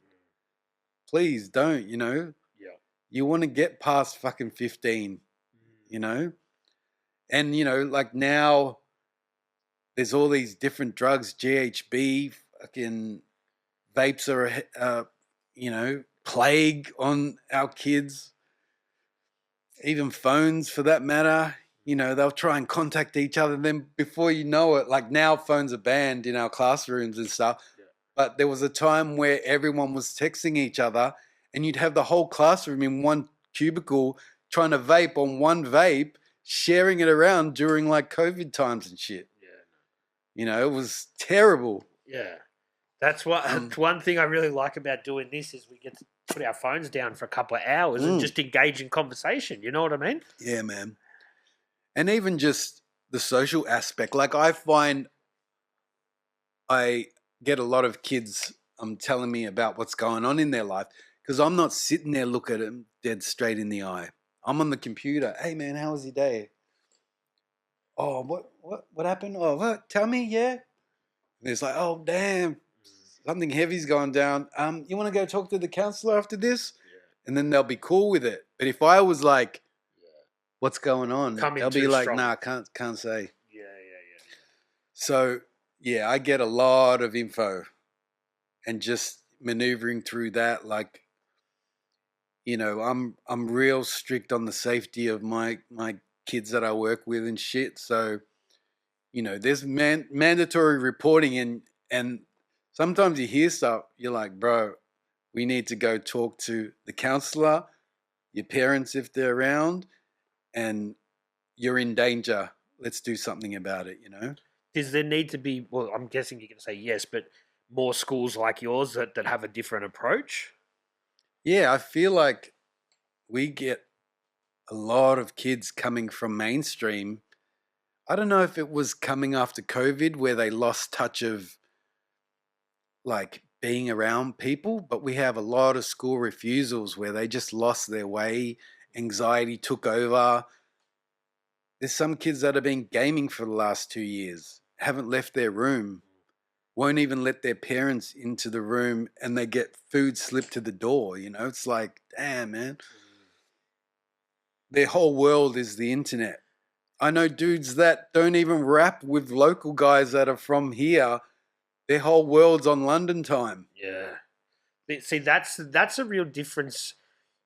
Anyone who's sort of my age and over, we would rather talk on the phone, you know. Yeah. But then you got younger people that would never use a phone. Yeah, straight emojis. Yeah. But that's a real thing. People get anxiety like by talking on the phone, and that because they've lived their life online.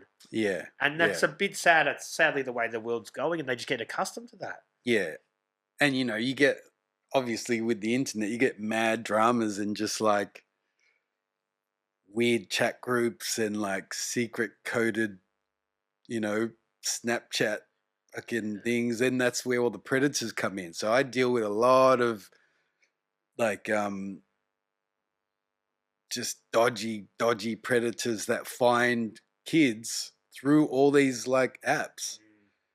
And some of, you know, these predators are young too, like fucking 19, 25, preying on, you know, 13, 14-year-old kids and shit. Can't fuck with that, man. I'm reporting that shit, man. Sure. No, I'm not fucking keeping my mouth shut for any like pedophile, bro. No. You know? I mean, and I guess it would be really hard for you to not take your work home with you when you're worried about kids and you're stressing. Like, it's not like a job where you go, it's 5 o'clock, I'm out of here, and I'll worry about it tomorrow. Yeah, for sure. Now I've learned, and this is from lived experience, I've learned to be like, out of my experience league, you need to go talk to this person. They're going to know exactly what to do in this situation. It's hard when they trust you and look up to you, though. That's what makes it kind of tough. I mean, you know, I'll sit in the room, but, you know, when it comes to, like, predators and stuff like that, man. Yeah, like, or just being, or having trauma at home or something. Yeah. Yeah, I'm not equipped for that shit. No. Yeah. But one of the good things that you have, well, one of the many good things that's come out of doing that work is you work with Playa, and then you and Donnie all started a crew together. Yeah. And that sort of, I guess that gave you some direction during the sort of COVID times as well. For sure. Yeah, that was a hard time because we were like finding our feet creatively, but then couldn't perform the songs. You know, we dropped the album and couldn't launch it twice, which was like super heartbreaking because we'd booked it twice and on the day it like, you know, got cancelled or whatever. But it was a really good time to write. You know, I'd never rapped professionally as far as like, okay, I'm going to just focus on rapping and writing bars. And in that time, that's when I think Retainer was the first one to ever ask me, even through the whole Nuff Said era, no one ever asked me to rap. So I never did. It was this weird thing where I wasn't like, I rap too. I never did that, you know? And I think that big Posse track where I was on at the end, I was in the recording session just there to support Alacor and Playa. And then Retainer was like, hey, man, I saw you rapping for Bias on a YouTube video. You reckon you could rap? I'm like, yeah, maybe I could write something. He's like, go out onto the balcony. I think we're at Pyrex joint. He's like, go out on the balcony and see what you can come up with. And he was like, no one fucking disturb him. And I wrote those bars on the balcony and spat it. And yeah, that started me rapping more. Yeah, man. That I often watch that video on YouTube. I've had a fair few people that rapped in that clip on the podcast here, man. Oh yeah, that's Little crazy. Jase. We've had Playa. Yeah. Well, Little Jase was, I've known him for a long time, and through that we became close. He was the one that got me on the Spanian podcast. You know, he was just like, you reckon? Because I'm always around Paran visiting Frank at the shop and stuff like that. Yeah. And he was like, you reckon you'll be around painting? I said, yeah, I can be. I'll paint. Anyway, painting away, and my car park had expired. I'm like, bro, where are you? I need to move my car. No answer, because he was walking around. And I said to Playa, all right, you go do your thing, go get your paint. And when you come back, I'm going to leave and move my car. And as Playa went around the corner, they came from the other end, and we did that interview. And yeah, he was a good dude, man. Man, because he did the podcast, Jase did, about 2 weeks before that came out. Oh, wow. And I didn't want to bust his balls, but I'm like, can you just mention when I was on Maloney's podcast? And he did, but they cut it out. Oh, so I wanted a little shout out on that. I thought it would have been good, but yeah. Yeah. But yeah, I think Jase is away for a little bit now. Yeah, yeah. And, he's a dude that's just always chipped away. Like a lot of, I've been doing this for a long time, and I find that a lot of guys are always creating, but when it comes to putting out the video, the promotions, it's like a hard area to work in, whether it's they don't have access to gear, or it costs a lot of money to do a decent video these days. You're looking at 500 and up, unless you're doing it yourself, which is what Jase started doing. Filming himself and his friends and stuff. It's really hard to get it out. But one thing I've learned is that you just got to be out there, man. You just got to be in the game, and you just got to put out content, and people will move with you as much as you're putting out. If you're not putting out anything, but you're holding on to this hot record, like a lot of guys I'm working with, man, they're holding on to killer shit. It's been like 6 months, a year, nothing's coming out because for whatever reason, time's moving past, sounds changing. Your fan base would have been growing the whole time. You could have been even rapping from your car with the beat in the background. Yeah.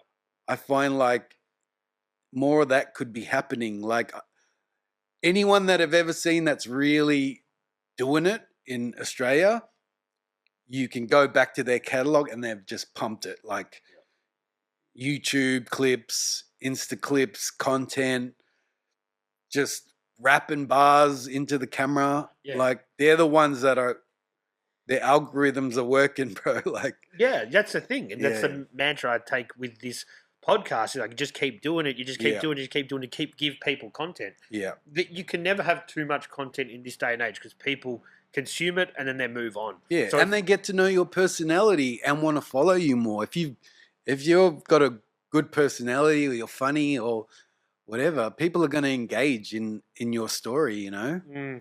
I feel like, like I think of Retainer. He's run with clips with Carl. Then there was Chillin' at Husky, all these dudes just like killed it with like mad content. Nerve, he doesn't stop. Nerve, all these dudes, man. And I love that, like the growth.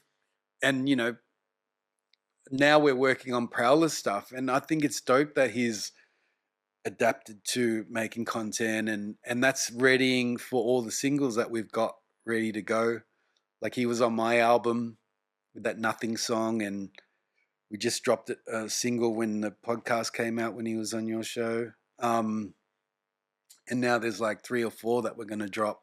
Mm-hmm. So it all works to building a fan base that you have something to sell to. Like, yeah, a lot of guys, they want to drop this big giant album, but they don't even have anyone to sell it to yet.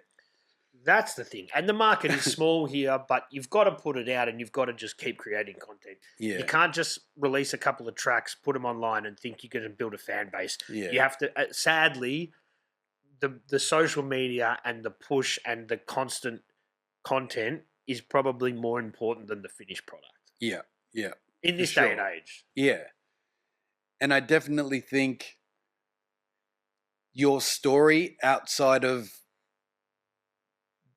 the record will bring the shows, will bring the support for Dudes to Rock Your t-shirt. Stuff like that, you know, like they're buying into the whole experience of your brand and your personality and your music, basically. Yeah. You know? For sure. Yeah, well, let's talk about Beathedz. So we've done a lot. So that's a different, like we've talked a lot about your music, but that's more your personal projects. Yeah. And that's been happening for a long time, but you're putting out records now as well. Yeah, so Cerberus was the first stuff that came out on Beathedz. Like, okay, we're going to take this seriously. So we did an album and an EP. And then I did a couple of Plier singles.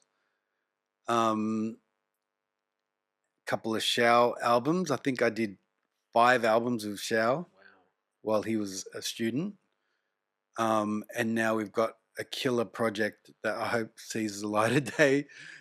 Man, he's got some crazy stuff. And he's grown, like doing some melodic singing stuff, harmonies.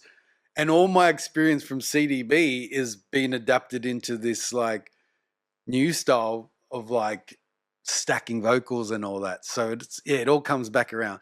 But all these projects now, they might not come out on vinyl, but it's all moving. Like when I did the Jase Connection 2, I wanted to put that out on the Beathedz. And hopefully I've got my masters back from Jase Connection 1. So I want to do an anniversary release with that and drop the instrumentals. And, you know, there's, a lot of projects going on. I've got an EP with Sixpence that we met at work, and we've got like 6 songs recorded. How was that Revolver gig that you did? That was good. I think I was celebrating way too hard. I missed the first track. Really? Right at the moment they started the set, I got asked to go in the other room to price one of my canvases. And I'm like, but I'm and he's like, it'll only take 2 seconds. And I ran to the other room and they started my track. Wow. So I missed my first verse, but Shao handled that really well.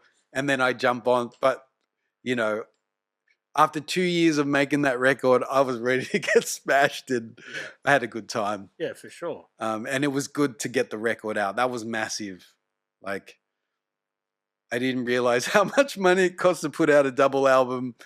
I did like posters and the inner gatefold artwork. Discourse did a mad job on that.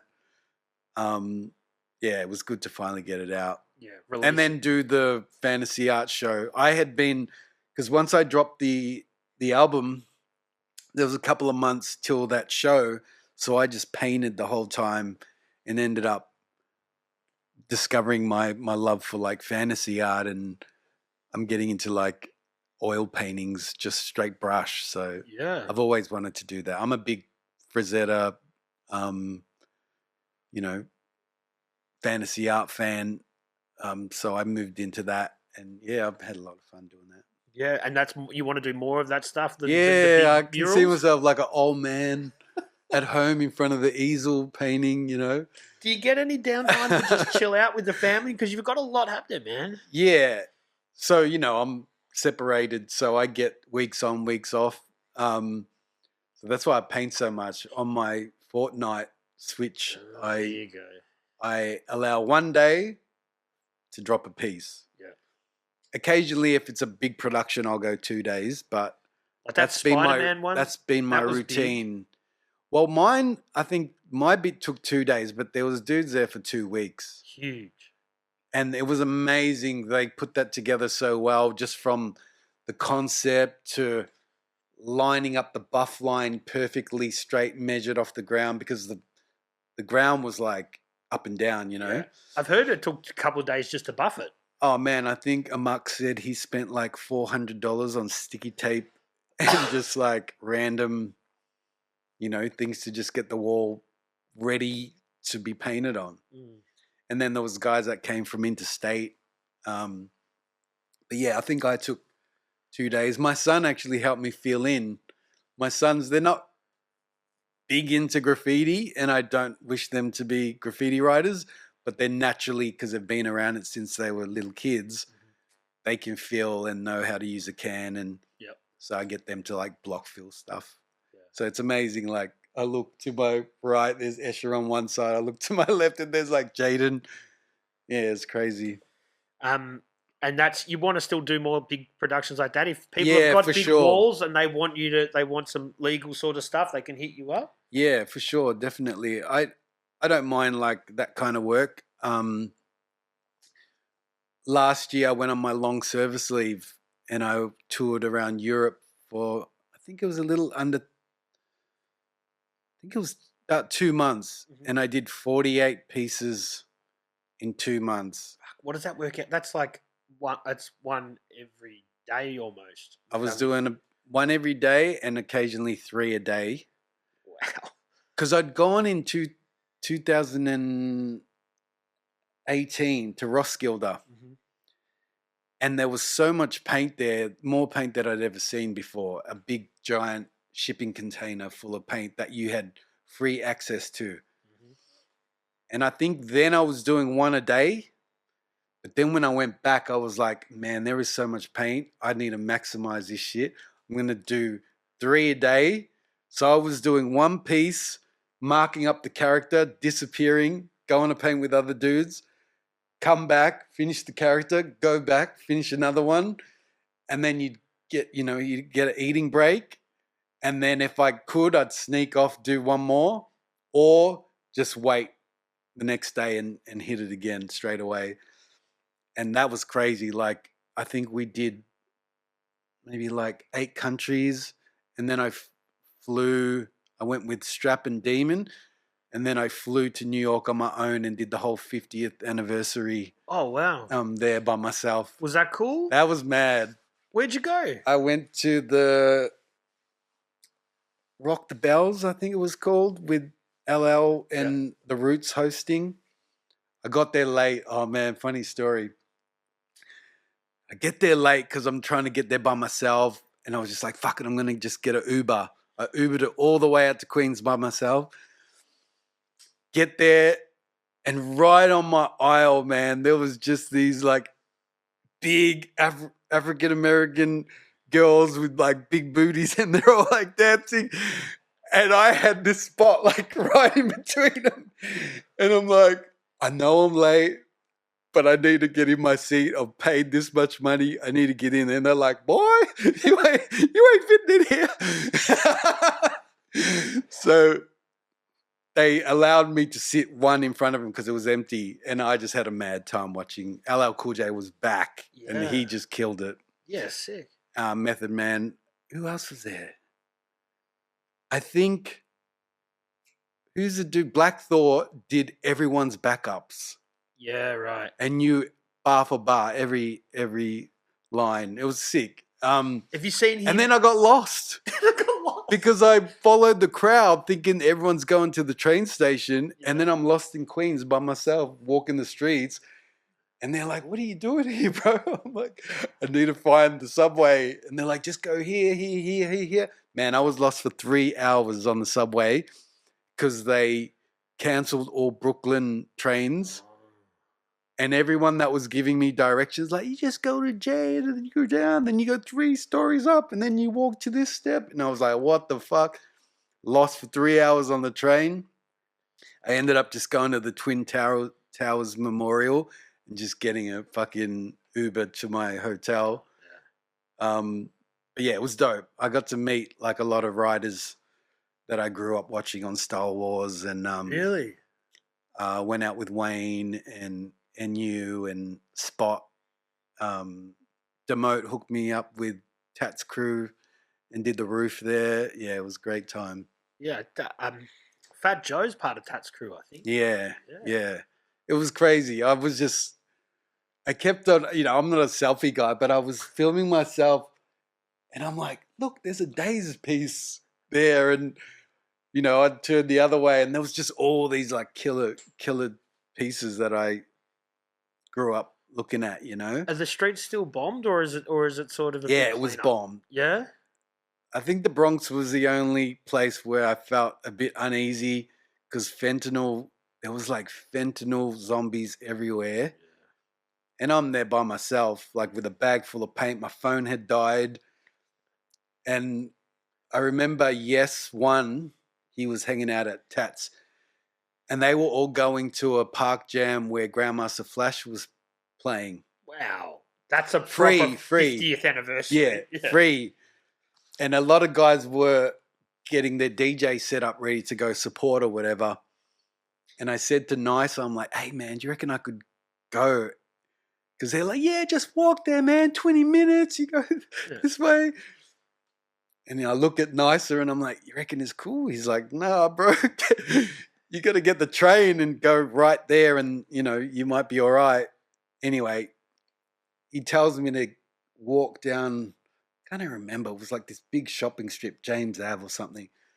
He goes, walk to the Elevated and catch a train from there. And by the time I got there and maneuvered through hectic fucking shopping area and got to the Elevated track, it would have been like the evening. And I was like, nah, fuck that. I'm not going out there by myself where I don't know where I'm going. I got no map. Yeah. And I just caught the train back in. And just painted the next day. Oh, yeah, cool. Did you do some record Brooklyn. digging and stuff? A little bit. I was more buying books then, so I didn't want to delve. Sort of stuff? Yeah, and graph books. Yeah. I didn't want to delve with the records because I had trouble when I went to London once. When Mr. Bongo's closed, yep. I bought a whole heap of records on the night they closed, and I gave them to my record distributor at the time. I'm not going to name them because they fucking dogged me. And I said, oh, you do distro every day. Can you post these to me? Man, they kept them all. Oh, wow. Big Water Records. They were like $1 each from, we were there for the closing of Mr. Bongo's. Yeah. Yeah, that was crazy. Good times. Yeah, for sure. So I know you've got a graph mag and a book, potentially. Yeah, I really want to put out the story of 2023 when I did these 48 pieces. So we're going to do a Shem Demon strap zine of just those 50. Yep. Because I ended up, when I came back, I did 2 more for my birthday. So we're going to put out that zine, and then I just want to go into hibernation and do a Shem book, which I've been getting help from a muck doing all my join-ups. There's like, decades worth of join-ups that I'm putting together, and that'll be my big project that I work on for a couple of years. How many pieces do you reckon you've done in your life? Oh, I mean, the internet started, I have a lot on my Instagram, but the internet started 2011, I think. Instagram, you mean? Yeah, Instagram, sorry. And I started painting heavily from 98. So there's still all that to go too. Which so, you haven't retrospectively put any up. No. I've got them all on, what do you call them? Film and stuff. So it's a mission even scanning every photo from that era. And even just finding, because, you know, the phones were so shit with the res back then, finding high-res photos of pieces or like someone that got it in better light, worthy enough to put it in a book. Yeah. It's hard, man. And I didn't really... I've carried around a phone to take my graph flicks most of my graph career, where dudes had SLRs or some. I'm finding all those guys that had the SLRs and took 20 meg photos of our stuff, you know. If you put out on your Instagram, hey, who's got some, I'm doing this, you know, and there probably are people that would be happy to, you know, get a little name at the back and get their photo in. Yeah, for sure. I'm definitely you know, finding, I'll have a photo and then I'll put it out there. Oh, anyone got this? And then there'll be a way better photo. And then you got to go back and redo the join up and stuff like that. But, you know, I've painted with a lot of people and it's not going to just be all Shems. It's going to be everyone that I've ever painted with in my whole career. Oh, wow. How many pages is this fucking book going to be? Oh, my God. It's massive. Massive. And are you going to put that out under like Beathedz publications? Yeah, for sure. I really want to pay for it and make it my own, and then retire because I'll be broke. I won't have any money to do it. Well, hopefully you get some sales, pieces. Man, or recoup some money. And you know, the appeal is there's so many talented dudes out there. You know, the appeal would be seeing that too, like. You know, there's join ups with F1 and European dudes that I haven't put out, and like we did some productions with Shem One that are out there, and all my favorites. You know, like when I was overseas, I got to paint with a lot of guys, but I'm hoping to go back to do one last trip. There's a few dudes, you know, like. There's a couple of writers that I consider like just OG burners that they've just been consistent from when I first loved graffiti and they're still painting. Yep. You know, some I haven't met yet. I'd love to paint with them and just cap it off and be like, this is my life. There you go. Yeah. But graffiti is only one aspect to it. You know, the music is another part of it. Yeah. You know, and so you have really, and you did a bit of breaking. So, man, did you DJ at all? Was that Yeah, I DJed So then for you've done many all years. 4 elements, yeah. Man, sometimes I was like an older DJ. I would start my 161 sets at like fucking 4 a.m. Imagine like I'm like 40 at this stage. DJing, starting my set at 4 a.m., 5 a.m. I was fucked. Yeah. This was before Esha was born. Yeah, that didn't last long. Starting at that time, but it was dope. Like I got to do all of it. Yeah. I wish I got into breaking like as hard as I did the stepping stuff, but at that age I was doing the back patches on the breakers jackets and shit like that, you know. Yeah, so I missed that. And I think Melbourne breakers fell in to like a clique, you know, like Wicked Force, Ghetto Rock and all these dudes. I never got to meet them, and I wonder like shit, if I hadn't met them, would I have been a B-boy like that, you know? Yeah. It is. It's sort of timing and that sort of thing. Yeah. But obviously the culture held you and you're like, oh, I'm into this, but you could have gone different routes. You know? Yeah, for sure. And even like with clothes and stuff like that, like now I've been doing like Beathedz clothing. I think I'm on like my 5th run. It's a whole ball game in itself, like finding the right design that people are going to gravitate to.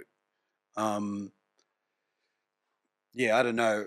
I'll do some character ones. Like I've done I've done like designs for other labels when I should have kept them for myself, and they're on their 3rd, 4th run. Oh, right. And that's when I was like, man, I just lost out on a lot of money right there. But they took the risk of putting it out there, I guess, where you and the timing and the way they presented the design.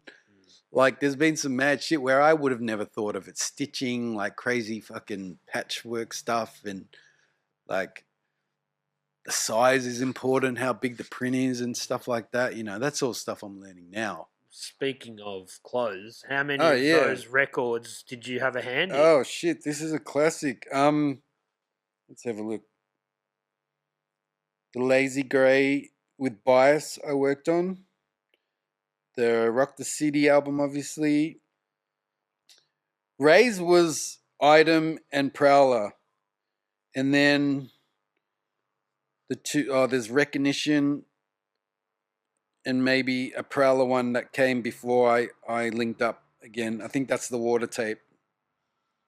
But yeah, there's like 5 or something on there. Yeah. Yeah, I wish that Recognition record had come out. That was some of my favorite work before Money Walks. Mm-hmm. We tried to press that record and it was just not happening, man. That shit was skating with a 50-cent piece. Yeah. So that's why that never came out. And we lost the master, so I was a bit shattered.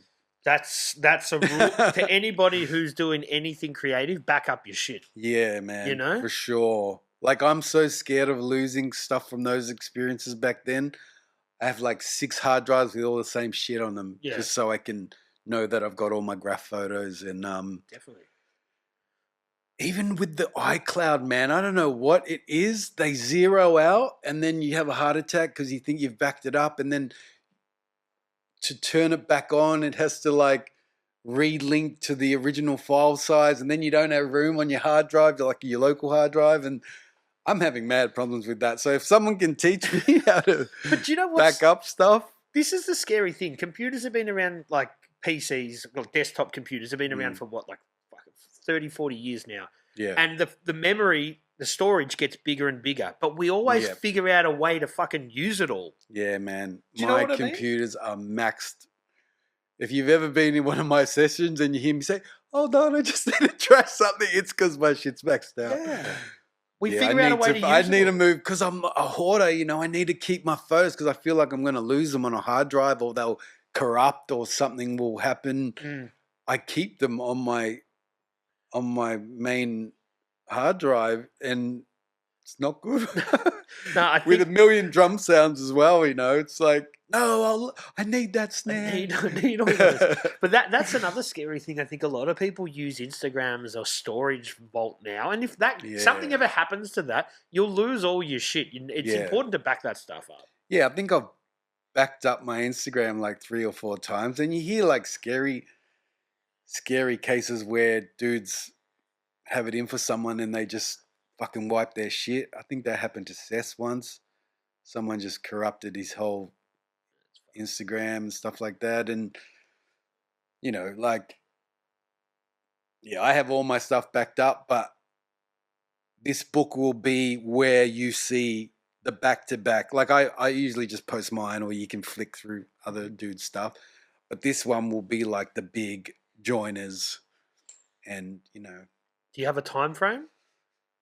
I've been working on it since COVID.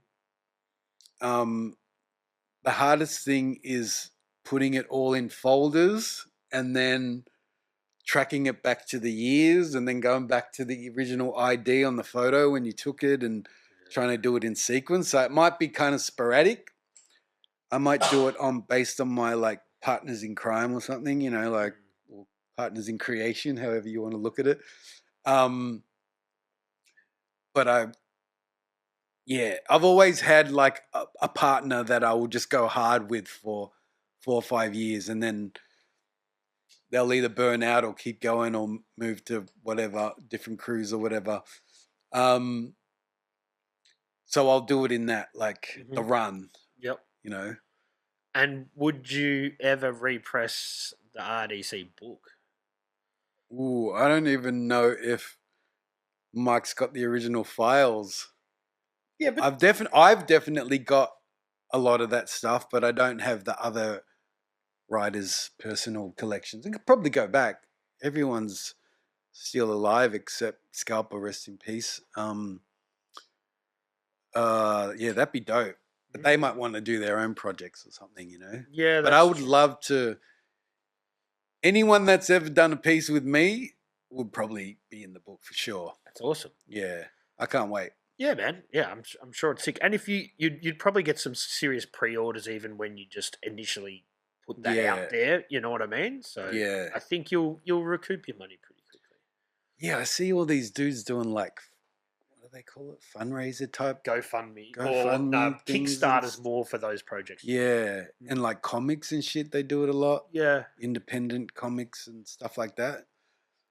I don't know. I'm going to have to like hit up some people to see how much it's going to cost. I think I got quoted by someone local that I've known for a fucking long time. They say, yeah, man, 40K.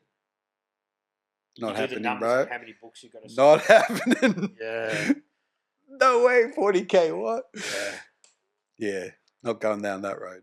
Now you're doing your legal walls mostly, but back when you were running with crews and painting all sorts of illegal stuff in a past life, Yeah. do you want to talk about some of the crews that you were rolling with? Yeah. So, through my sister going out with Esky, I got down with Fresh Mess crew, who were like, you know, your OG Dandenong graffiti crew that king the line. When I say king the line, it means they were probably the most prolific dudes, and many of them were like style riders. And I guess when I first started getting out there, Esky, Dyer, Hayes, and Ash kind of took me under their wing and sort of brought me into the bigger 3174 kind of era. Mm-hmm. And back then, when you got into a crew, which when I got into FMC with Rumble, this would have been around 1990, 91. How you got in the crew was you had to climb those giant electric towers in the Dandenongs. Yeah. You go all the way up and then you come all the way down. And that was how you got chopped into a crew. Wow. And I remember I did it, and because I'd been drinking, I like chucked once I got down and shit. But yeah, so me and Rumble got in together, and then Brace got in after that, who me and Brace used to go to school together. Mm-hmm. And then after Brace was Zombie, who I also went to school with. And that was that early 90s era, and then obviously they had another wave of riders that came in after that. It's been running for a long time. Yeah, man, still going. We had a run maybe 2 years ago for about 7 years, just going pretty fucking solid, trying to get the name up. And, you know, they're going to continue that legacy. I feel like I'm always going to be FMC, and they're continuing. I still talk to a few of the guys. Yeah, it's good. Yeah. Any other crews that are of note that you wanted to mention? Yeah. Oh, Well, obviously you did talk to them about RDC. well, when I went to New York, you know, through the internet, you always meet dudes and gravitate to guys, and you know they might check in all the time, and you become friends over 10 years. You become friends. You know what I mean? So when I went to New York, I met some of these guys. Yes, to Spot, Tats, and a few other guys, and Suze from Philly, and they ended up asking me to be in their crews, KMS and SM. And it was kind of weird because everyone's like, oh, if you're in a crew, you should always meet these guys. And, you know, how can you be in a crew if you've never been, you know, you've never met them and blah, blah, blah. But I feel like the internet's a new world, and if you aim to go see them and meet them in person, then that's the thing you should do to cement your part of a crew's legacy. Yeah. So it's weird if you're repping something and you've never actually hung with people and are only in someone's inbox. I don't know. Maybe I'm just from an older generation where you got to link as brothers, you know? Mm-hmm. Like RDC, for example, there's maybe, I don't know, 10 members, and they're the original members from when it first began, except for Ranks, who I got in there. And we're still cool to this day, you know, like,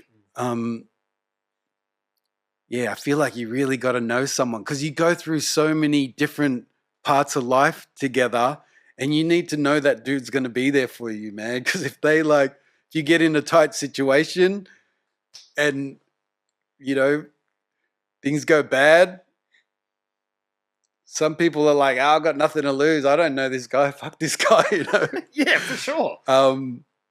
So, yeah, man. And it's the same with, like, you know, when you travel overseas and you go paint with people internationally, they'll take you into all sorts of crazy situations because they're trying to show you their way of life, and it might be way harder than you imagined. Yeah. You know, so it's like do or die when you're there. Like, you know, we had mad fun, but some of the things were like, oh shit. All right, let's go. Let's do it. Do you feel more comfortable when you're in another country, though? Yeah, for sure. For sure. Yeah. But yeah, you know, they're like life experience that you'll never forget. And you become close from that situation that you did together, you know? For sure. It's great. So if you go and paint a piece today, say, what crews are you going to chuck up next to your piece? Shit. It morphs. Always RDC. F1's kind of, we've had some good reunions recently, which a lot of people, you know, they're at the age, a lot of members are at the age where they're having kids and they're finding good paying jobs. That's taken them away from graffiti. I can't knock that. I did the same shit.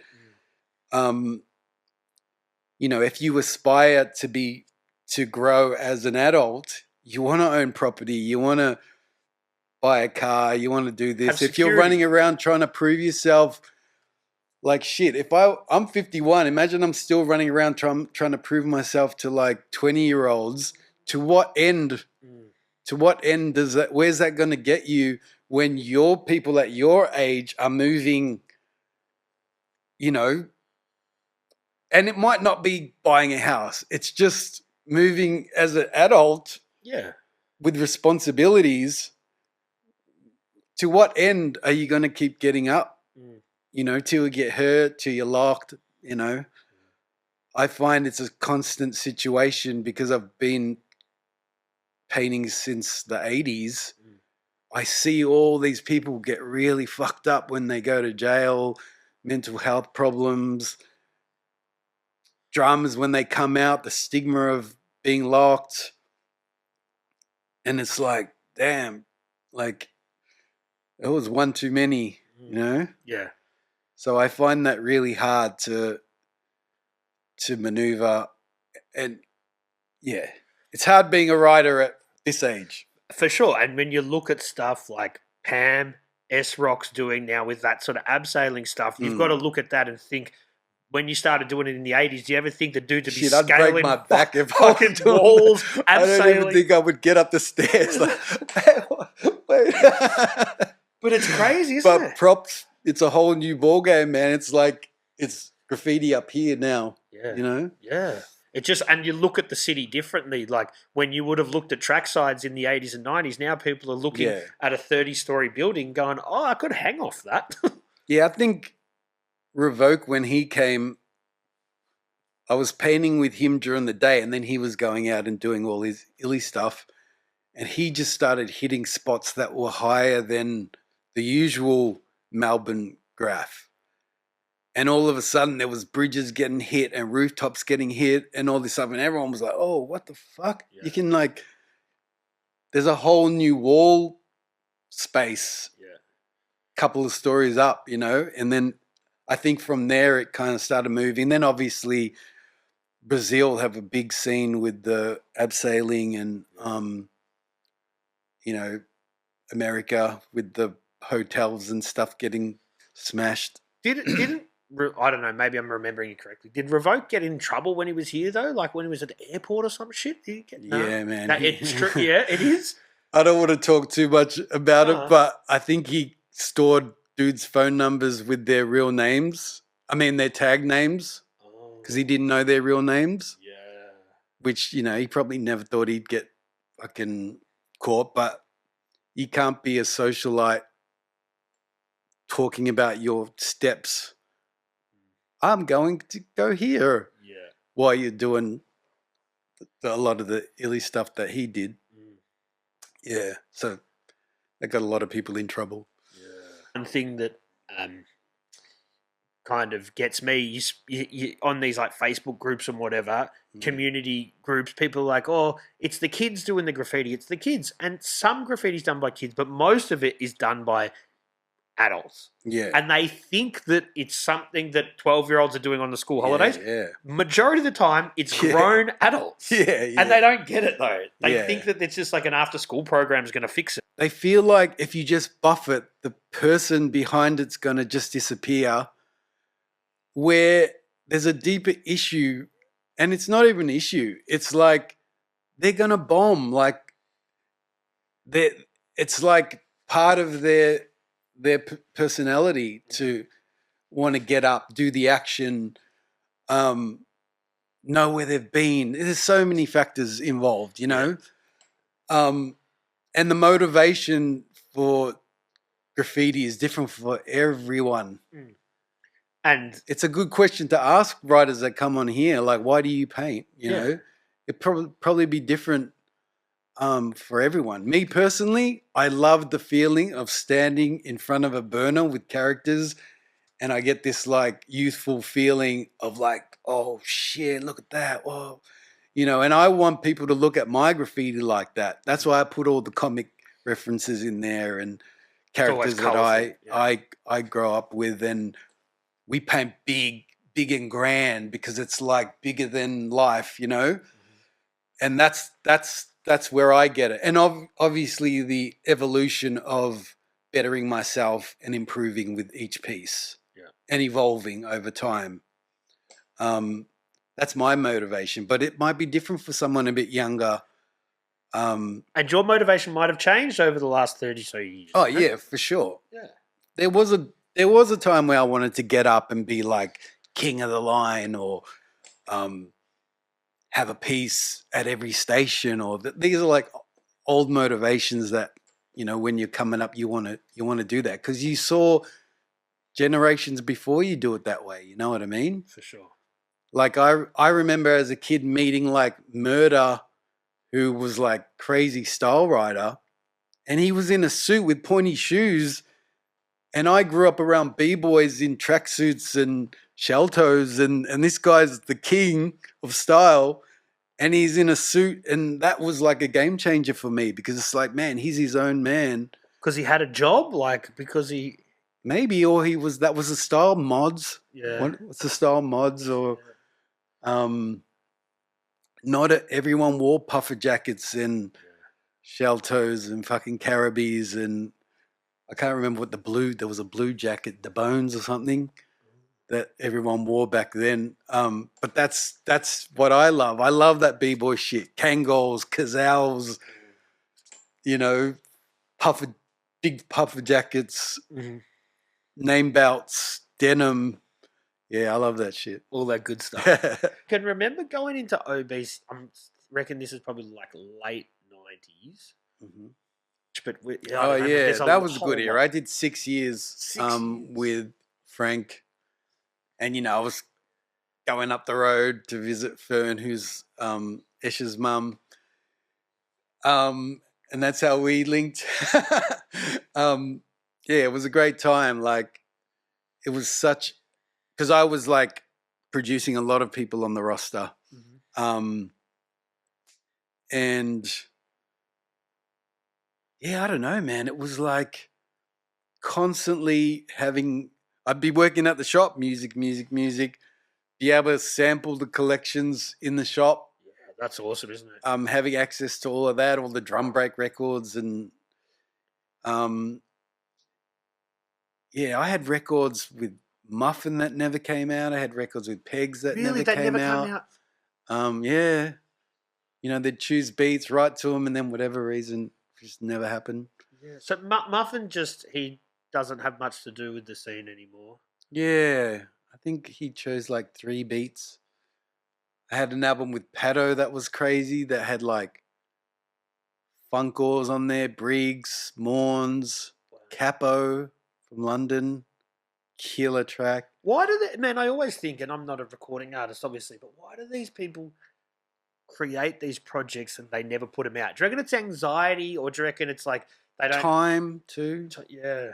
Time moves. You miss your window, I guess. Yeah, time's moving forward. Like it took a while to do the Pato thing.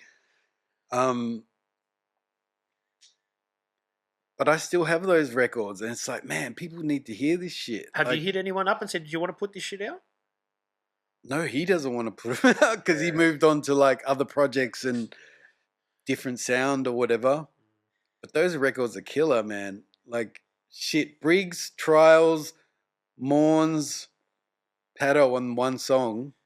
That was killer. Did the other featuring artists ever say what happened to this, or they've moved on as well? I don't even know if they used their verses for other tracks, or the Capo one was killer. Yeah, I don't know. Technically, Pato owns the rights to those because I don't know if he paid for or got Capo on there. Mm-hmm. So he owns those verses. But, we did a mixtape, a CD mixtape back then. What else do I have? And I remember I had records with Gecko. Yeah? That came out on his EP, but then I remixed those records and had other versions of them that I still got. One day I'll do something, put them out on YouTube or something. Let's talk about what you think of the state of hip-hop in the country now. Do you like where it's at? Do you think it's getting a bit stale? Like, what do you think personally? As someone who's been in the scene for many decades. I definitely have my personal favorites that you can tell they're really focusing on their craft and the art, whether it's how they deliver their clips or even just their recording. They're in their own lane. I think that was the problem with a lot of rappers. They didn't know who they were and they bounced around on trends, where now it might be just locking into the studio. You have dudes that know exactly what they want to sound like. They pick their beats to their brand and they just focusing on that. And I love that, It's why American hip hop or English hip hop so big, because the big rappers have an identity and you're like locked in on that, what makes them different from the rest. Mm-hmm. And it becomes your taste of, I like this guy, or yeah. I think it's the same for like Melbourne MCs. We're getting to the age where people know what they want to sound like and they're giving us that now, which I love, Yeah, I think it is in a good spot. But yeah, like I watched the whole, and it was weird for me because picture this, right? I'm coming from the Southeast, Dandy, that whole area. It was all R&B hip hop, where because I was a writer, I was traveling to the city, messing with writers that were becoming MCs like Bias and RFK and all that, right? And, Australia, Melbourne in particular has a big history with writers becoming MCs, and that's the industry. A lot of the industry that moved into like the obese era and all of that. So it was hard for me to be around R&B dudes and rappers that were rapping in American accents, because I understood, you know, they were like either South African, Mauritian, Anglo-Indian, Italian. They didn't they aligned themselves with like American rap. Yeah. Because they didn't have that accent per se, that bogan twang, Yeah. you know what I mean? Yeah. So it was hard for me, like seeing that and then going, and I was just used to it, where it took a few years to even some of the Australian rappers to find their voice and know what they want to sound like. And I guess, you know, someone like, I don't know, even Bias, he found his identity through his lived experience from bombing and painting with WCA and all that kind of stuff. Smoking weed. Yeah, exactly. And that was his story, where that story is not the same as what was happening down southeast for a lot of kids. You know what I mean? Yep. And it's now with the situation with like drill. You know, I've got 13, 14-year-old Aussie kids sounding like they're from London because all they watch is drill every day. Yeah. And it might take a while, and I'll write their raps with them, and they'll hear me rapping, hopefully normally the way I rap, and they're like, oh shit, he's not putting on a UK accent, but I'm writing their bars with them and getting their timing and stuff right. And over time, you just see them find themselves and just listening to themselves, recording and recording and recording. Like, I never forget one of the American rappers from that era when Obese, you know, there was a few, I won't name them, but there was a few crews that were rolling around. One of them said, oh, we're going to sell our music back to Australia like we're American. And it's like, what the fuck? You grew up like in the next suburb, bro. Like, it's not going to work. There's a million dudes trying to make it that are American over there. Can you tell me who this is when we're not recording? Because I really want to know. Which part of and that was an identity crisis of like, Australia's not supporting me. Where does someone go? What are you going to get? A support for a major American artist or English artist coming? Where else are you going to go? Asia, maybe? You can't be doing that sound if you want to go worldwide. You're an Australian trying to sell American music to, like, it's so fucking confusing, bro. Yeah. You know, and that's an identity crisis in itself. But now it's different for me. Like, I look at like, you know, a lot of the drill stuff. You're not going to get like bogan dudes from Auckland or Samoa, you know? It just, I don't know. I get the situation and where those kind of genres are moving. Yeah, I don't know. It's open. It's evolving constantly. But it always comes full circle, though. Like anything, it goes in sort of cycles. The drill thing had its real popular time. Yeah. You know, the boom bap stuff will come back, and then we'll probably be due for mumble rap again. Do you know what I mean? Like, everything goes in cycles. Yeah. And I see it like with what kind of beats the kids choose. Like now it's everyone wants to sound like Yeet or who's another one? Rich Omari or someone like that. You know, they're all Future or, you know. Future's been at it for a while though. Yeah. I'm just saying like lyrical content. Dudes are talking about codeine and they've never even had it before unless their mum gave it to them for a cough. You know what I mean? I'm like, really, bro? You can't even get it. It's behind the counter. But I guess that is the pickle that some of these younger artists find them in, because they just emulate what they hear because they haven't had the lived experience until you find what you can talk about. Yeah, and it's only talking to people that are kind of checking them. You know, maybe, you know, I'm like an elder dude for them. Man, that's not true. You're going to get caught out for that fake line. You never did that. Come on. Yeah. How else can you say it? Yeah. You know, Because if I let them go, man, they're talking about stabbing dudes. They're talking about cutting dudes' throats. They're talking about all this shit because they're listening to it every day from when they fucking get up in the morning to when they get to school and after that. And that's it. But look, people had negative views on NWA and you know what I mean, gangster rap. So it is the older generation are always going to be concerned with what the younger generation are doing. Happened with fucking rock and roll in the 70s and 60s. Oh, they're talking about drugs and it's satanic. It always happens. Yeah. Oh man, the trend of knives being carried into school, and fucking I've seen like little mini tomahawks. I've seen like crazy blades of like, I don't know, little $2 shops or like dodgy stores selling vapes and tobacco and knives. Like these kids get them from everywhere, man. And then they bring them to school in their satchel and they're catching the train to school and shit. Scary. Yeah, man, it's crazy. No good. What advice would you give for a young musical artist or graffiti artist, you know, that might look up to you, watch this and think, oh man, this guy's knowledgeable. What kind of little bits of info could he help us with? Ooh.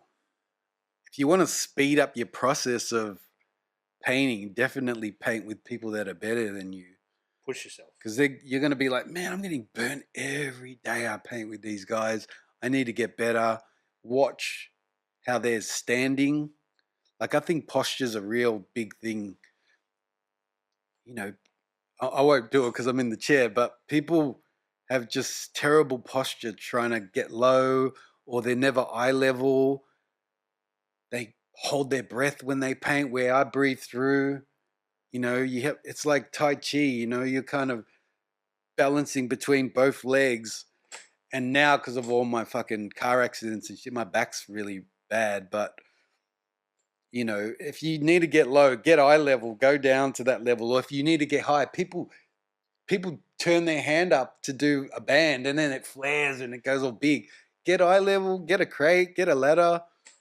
You know, that's the best advice. Like, and use the right tools. Like, I see guys using big fat caps and they're like, man, I've run out of paint. And they start going through everyone else's crates to find their colors, you know. It's like, no, you're using the wrong nozzle, bro.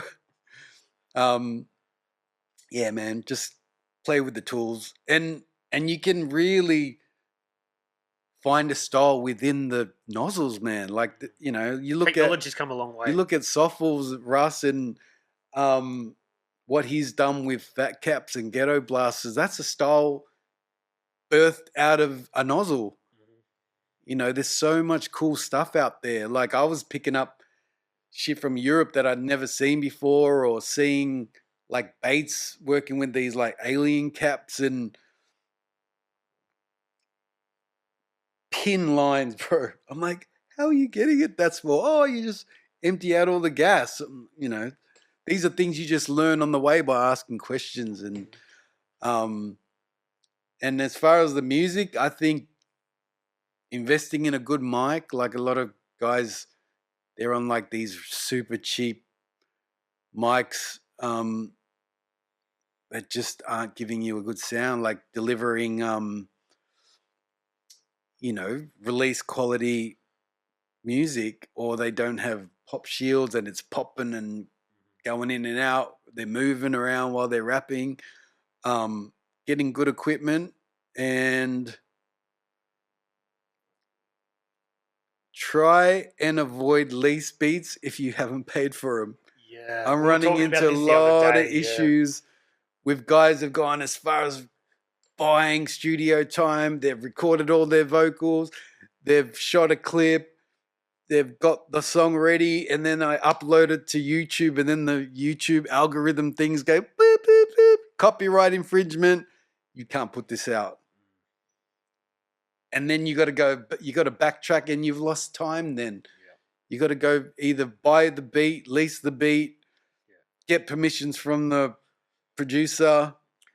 In an internet age, though, there's never been a better time. So if you like jump on Instagram, find someone who you like their beats, reach out to them. They might just be happy for someone to rap on them. Oh, yeah, for sure. A lot of these guys just want constant work, because they might be doing music full time and, you know, they're paying rent, whatever.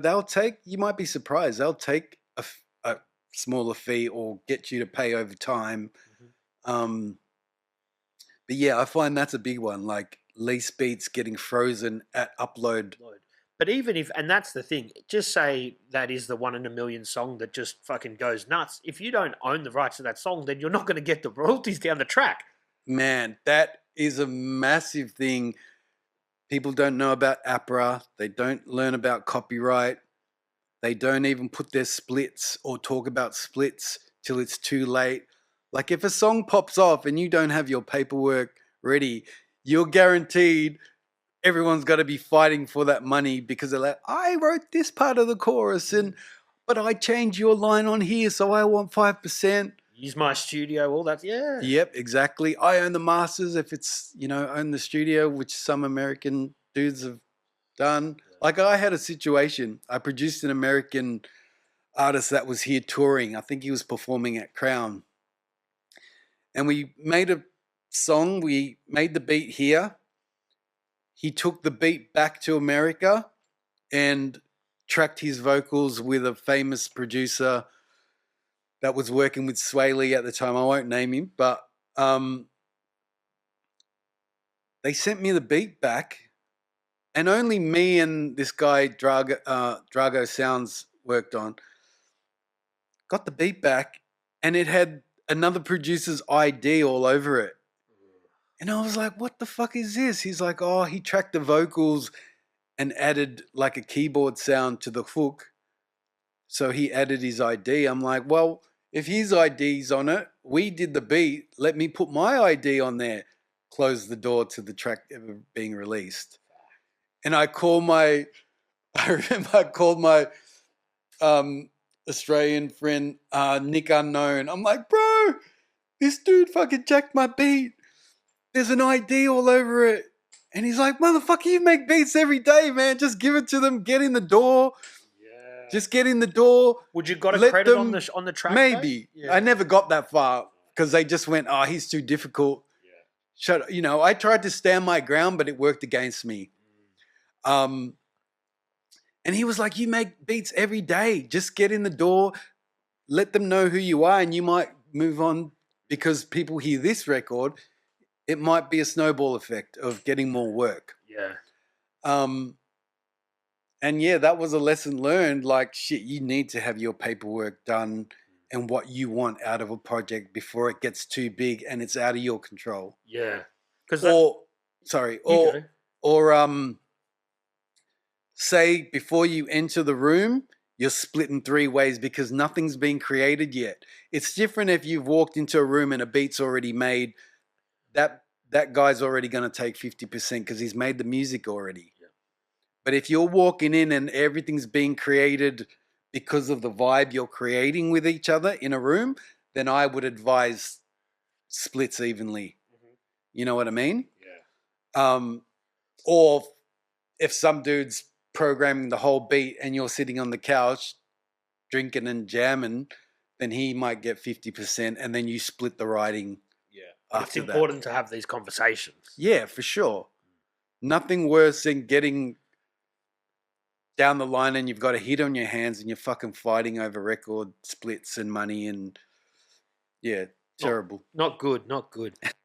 What is coming up next for you? You've mentioned a couple of things. You've got the book, you've got the mag, the zine. Yep. You've got more Beathedz stuff, I'm guessing. Do you want to give us probably a Prowler album. I mean, Plier. Don't get too excited, people. There's no Prowler album. Yeah, he's all right. He's good. But Plier record. I've got a couple of singles out, but there's an album on the way, and hopefully we'll get the Show album out too. Mm-hmm. They're my main priorities for this year. 3 things. Plier records, Show records, and the zine. That's my year. That's it. And painting towards the book after that. I'm painting a piece every 2 weeks. Yeah, it's just finding spots, man. Like, I don't have the time to chase spots. Mm. We had some mad spots out in the southeast that a new owner came in and just took all the walls back and got the council to buff them. Yeah. And then the same council were contacting me to be part of their committee to like do graff murals. It's like, whoa. Yeah. It's a weird time. Like there's really good dudes like Jar and St. Kilda Council have been doing a lot of good stuff for Port the Phillip. city area, you know. That's been amazing, like just paying writers to do proper burners, you know, like with letters. Mm-hmm. There's street artists everywhere, but to actually do letters and be paid accordingly, and that's really cool, man. Yeah. And educating the public on it, Mm-hmm. you know, having conversations at walls with just general public, and yeah, so now there's a couple of other councils that are on board because they've seen what happens with, you know, bombing's always going to be a big part of graffiti. Yeah. Which I love. You know, I love a fresh tag and I love mad throwies and shit like that, illies or whatever. Me personally, at 51 with 2 kids as a teacher, No.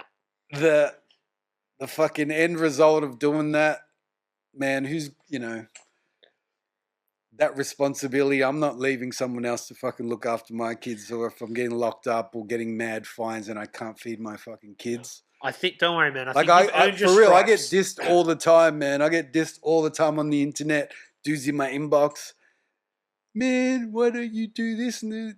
It's like, are you gonna pay my fucking fine? But this is the thing. People like that are just jealous, right? Mm. And you've also earned your stripes, so you can just do legal walls. So who cares? Yeah, People, you're always going to piss off somebody doing what you yeah, do. yeah. I mean, these dudes will be the first one to fucking post. Oh, look, Shem got caught, you know, for Yeah. real. Like, but I want the longevity, man. I'm here for, you know, and I don't know. It's fun, bro. It's like going fucking playing golf. Like dudes go play golf with their mates and have a drink after. I'm painting in the sun, listening to the fucking birds, being in nature, being with your mates, and traveling, man. That's my thing. For sure. Who would you like to see on this show? Because I asked a couple of people. I asked Pac. I asked Trem. I want to ask people who they'd like to see on there, because hopefully that'll help me get those interviews. Yeah. Item would be a good one. I spoke to him last week. Oh, wow. We will be doing So it. he was one of the original DMA members and has a mad history with records and the building of that early era of hip hop.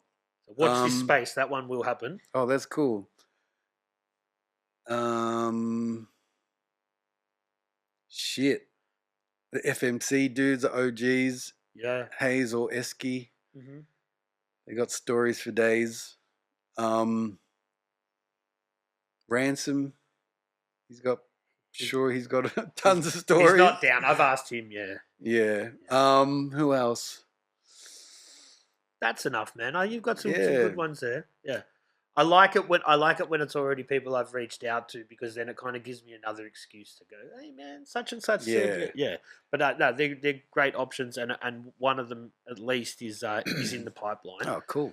Man, I'm pretty keen to get you to hit the black book and also do some tags and stuff. It's been an awesome chat, man. We are now the officially longest episode. You overtook Frank going over 3 hours. Oh, wow. Yeah. And I still feel like there's more to talk about, and I'd love to get you as a guest that comes back again, because I'm sure you've got more to talk about maybe when the book's happening, all that sort of stuff. Is there anything you want to say before we wrap things up? Oh man, I always have stories my students say, oh, it's Jase's whimsical story time. Yes.